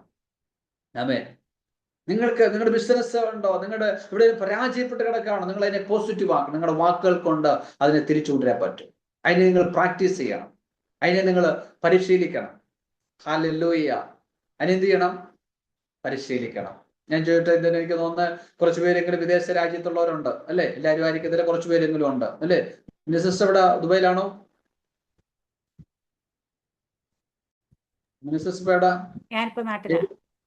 നാട്ടില? Okay, praise God. ആമേൻ, ഹല്ലേലൂയ. അപ്പൊ പ്രിയരെ, സ്തോത്രം. നമ്മള് യേശുവിനെ രക്ഷകനും കർത്താവും സ്വീകരിച്ചു. നമ്മള് ഒരു ദിവസം നമ്മുടെ യേശുവിനെ സ്വീകരിച്ചു. ചില ദിവസം കഴിഞ്ഞപ്പോൾ, ചില മാസം കഴിഞ്ഞപ്പോൾ നമ്മൾ സ്നാനപ്പെട്ടു, നമ്മൾ ദൈവരാജ്യത്തിന് അംഗമായി മാറി, അല്ലേ? ചില ദിവസങ്ങൾ മാത്രം, ചില മണിക്കൂറുകൾ കൊണ്ട് സംഭവിച്ചൊരു കാര്യം, യേശുവിനെ രക്ഷകനെ സ്വീകരിച്ചു, നമ്മൾ ദൈവരാജ്യത്തിലേക്ക് വന്നു. പക്ഷെ നമ്മൾ സ്നാനപ്പെട്ടത് കൊണ്ടോ ദൈവരാജ്യത്ത് വന്ന ഉടനെ നമ്മുടെ മനസ്സിന്റെ അകത്ത് ഇന്നലകളിൽ ഇരുട്ടിൽ ജീവിച്ച സ്വഭാവങ്ങൾ നമ്മുടെ മനസ്സിൽ നിന്ന് ഒഴുകിപ്പോയോ? പോയില്ല. ആറ്റില്ല നമ്മൾ സ്നാനപ്പെട്ടത്. അതുകൊണ്ട് എൻ്റെ മനസ്സിന്റെ അകത്ത് ഇന്നലകളിലെ എല്ലാ പാരമ്പര്യവും ശാപങ്ങളും എല്ലാം ഒഴുകിപ്പോയെന്ന് വിശ്വസിക്കുന്നോ? പോകത്തില്ല. അതെല്ലാം അവിടെ ഉണ്ട്. നമ്മുടെ ഹൃദയത്തിനകത്ത്, മനസ്സിനകത്തുണ്ട്, അല്ലേ? ഞാൻ ഉദാഹരണം പറയാം. ഇവിടുന്ന് മിനിസ്റ്ററോട് ചോദിച്ചാൽ മതി, താനായിരിക്കുന്ന നാട്ടിൽ നിന്ന് 4 മണിക്കൂർ യാത്ര ചെയ്യുമ്പോൾ താൻ ദുബായിലെത്തി. പക്ഷെ ഇവിടെ ആണെങ്കിൽ എന്ത് ചെയ്യും? ഒരു കുപ്പി വെള്ളമൊക്കെ മേടിച്ച് കുടിച്ച് തീരുമ്പോഴേ ബോട്ടിൽ നമ്മൾ റോഡിലോട്ട് ഇരും. മിനിസ്റ്ററോട് ചോദിച്ചാൽ അവിടെ അത് പരിപാടി നടക്കുമോ? ദുബായില് പറ്റത്തില്ല. ഇവിടെ നമ്മൾ ചോക്ലേറ്റ് മേടിച്ചു എന്നിട്ട് ആ പേപ്പർ അങ്ങോട്ട് ഇടും. ഇവിടെ ഒരു പ്രശ്നമില്ല, നിയമം നമുക്ക് അങ്ങനെയൊക്കെയാ, അല്ലേ? അവിടെ ചെന്നിട്ട് പരിപാടി നടക്കുമോ? ഇല്ല. ഇവിടെ നമ്മൾ റോഡിൽ എലിവേലിനെ ക്ലോസ് ചെയ്യുക, എലിവേലിൽ അങ്ങോട്ടും ഇങ്ങോട്ടും കിടക്കാം, പക്ഷെ അവിടെ നടക്കുമോ? ഇല്ല. പക്ഷെ നമ്മൾ എന്ത് ചെയ്തു? ഒരു 4 മണിക്കൂർ ഇന്ത്യയിൽ നിന്ന് യാത്ര ചെയ്ത് ദുബായ് എന്ന രാജ്യത്തിന്റെ അകത്ത് എത്തി. പക്ഷെ ആ രാജ്യത്തിന്റെ നിയമം അവിടെ ഇറങ്ങിയപ്പോഴേ നമ്മുടെ മനസ്സിലോട്ട് കയറി വന്നോ? വന്നില്ല. പിന്നെ എന്ത് ചെയ്യണം? ഞാൻ ചില നാളുകൾ അവിടെ പാർത്ത് എൻ്റെ മനസ്സിനെ ഞാൻ എന്ത് ചെയ്യണം? പരിശീലിപ്പിക്കണം. പരിശീലിച്ച് ആ രാജ്യത്തിന്റെ നിയമം എൻ്റെ മനസ്സിനകത്ത് നിറയും. കണ്ടോ? ഇന്ത്യയിൽ നിന്ന് ഞാൻ അങ്ങോട്ട് ചെന്നപ്പോൾ സംഭവിച്ചത് ഇല്ല. ഇന്ത്യയിലായിരുന്നപ്പോ എന്താ സംഭവിച്ചത്? ഇന്ത്യയുടെ നിയമം മാത്രം എൻ്റെ അകത്തിരിക്കുന്നത്. പക്ഷെ ആ രാജ്യത്ത് ചെന്നപ്പോ അങ്ങനെ ജീവിക്കാൻ പറ്റുമോ? പറ്റത്തില്ല. ആ രാജ്യത്തെ നിയമത്തിന് എൻ്റെ അകത്തേക്ക് കയറാൻ നീതി ചെയ്തു. എൻ്റെ മനസ്സിന് പരിശീലനം കൊടുത്തു. അതുകൊണ്ടാണ് കൊലോസ്യ ലേഖനം 1:12 പറയുന്നു, വിശുദ്ധന്മാർക്ക് വെളിച്ചത്തിലുള്ള അവകാശത്തിനായി നമ്മെ പ്രാപ്തരാക്കി ഇരുട്ടിന്റെ അധികാരത്തിൽ നിന്ന് വിടുവിച്ച് സ്നേഹസ്വരൂപനായ പുത്രന്റെ രാജ്യത്തിൽ ആക്കിയിരിക്കുന്നു. പുത്രന്റെ രാജ്യത്തിൽ ആക്കിയിരിക്കുന്നു. കണ്ടോ? ഒറ്റ ദിവസം നമ്മൾ പുത്രൻ രാജ്യത്തിൽ വന്നു. പക്ഷെ പുത്രൻ രാജ്യത്തിൽ വന്നപ്പോഴും ആ രാജ്യത്തിന്റെ നിയമങ്ങളും സ്വഭാവങ്ങളും എൻ്റെ അകത്ത് വന്നില്ല. എന്ത് ചെയ്യണം? എൻ്റെ അകത്ത് പരിശീലനം കൊടുക്കണം. അതുകൊണ്ടാണ് വചനം പറയുന്നത്, നിങ്ങൾ ഭൂമിയിലുള്ളതല്ല ഉയരത്തുള്ളത് തന്നെ ചിന്തിപ്പീൻ എന്ന് പറഞ്ഞിരിക്കുന്നത്. പ്രിയരെ, അങ്ങനെയെങ്കിൽ ഇന്ന് ആമേ സ്തോത്രം, നിങ്ങളുടെ മനസ്സിന് ഏതെങ്കിലും നിലയിൽ പിശാച് സ്വാധീനിച്ചിട്ടുണ്ടെങ്കിൽ ഇനി നിങ്ങൾ വിട്ടുകൊടുക്കരുത്, ഇനി നിങ്ങൾ അവസരം കൊടുക്കരുത്. ആമേ, നിങ്ങൾ ആ നെഗറ്റീവ് ചിന്തയെ പിടിച്ചടക്കി വചനം കൊണ്ട് വെട്ടിക്കളഞ്ഞ് ജയകരമായ ജീവിതം നയിക്കുവാൻ സർവശക്തനായ ദൈവം നമ്മളെ സഹായിക്കട്ടെ. നമുക്ക് ഒരുമിച്ച് പ്രാർത്ഥിക്കാം, കണ്ണുകളെ അടയ്ക്കാം. യേശുവിന്റെ നാമത്തില് ഹല്ലേലൂയ, ഹല്ലേലൂയ. സ്തോത്രം ചെയ്യുന്നു തമ്പുരാനെ, നന്ദി അർപ്പിക്കുന്നു. വെളിപ്പാടുകളുടെ തലം, വചനത്തിന്റെ വെളിപ്പാടുകൾ ആമേ തുറന്നു വരട്ടെ യേശുവിന്റെ നാമത്തില്. ഹല്ലേലൂയ.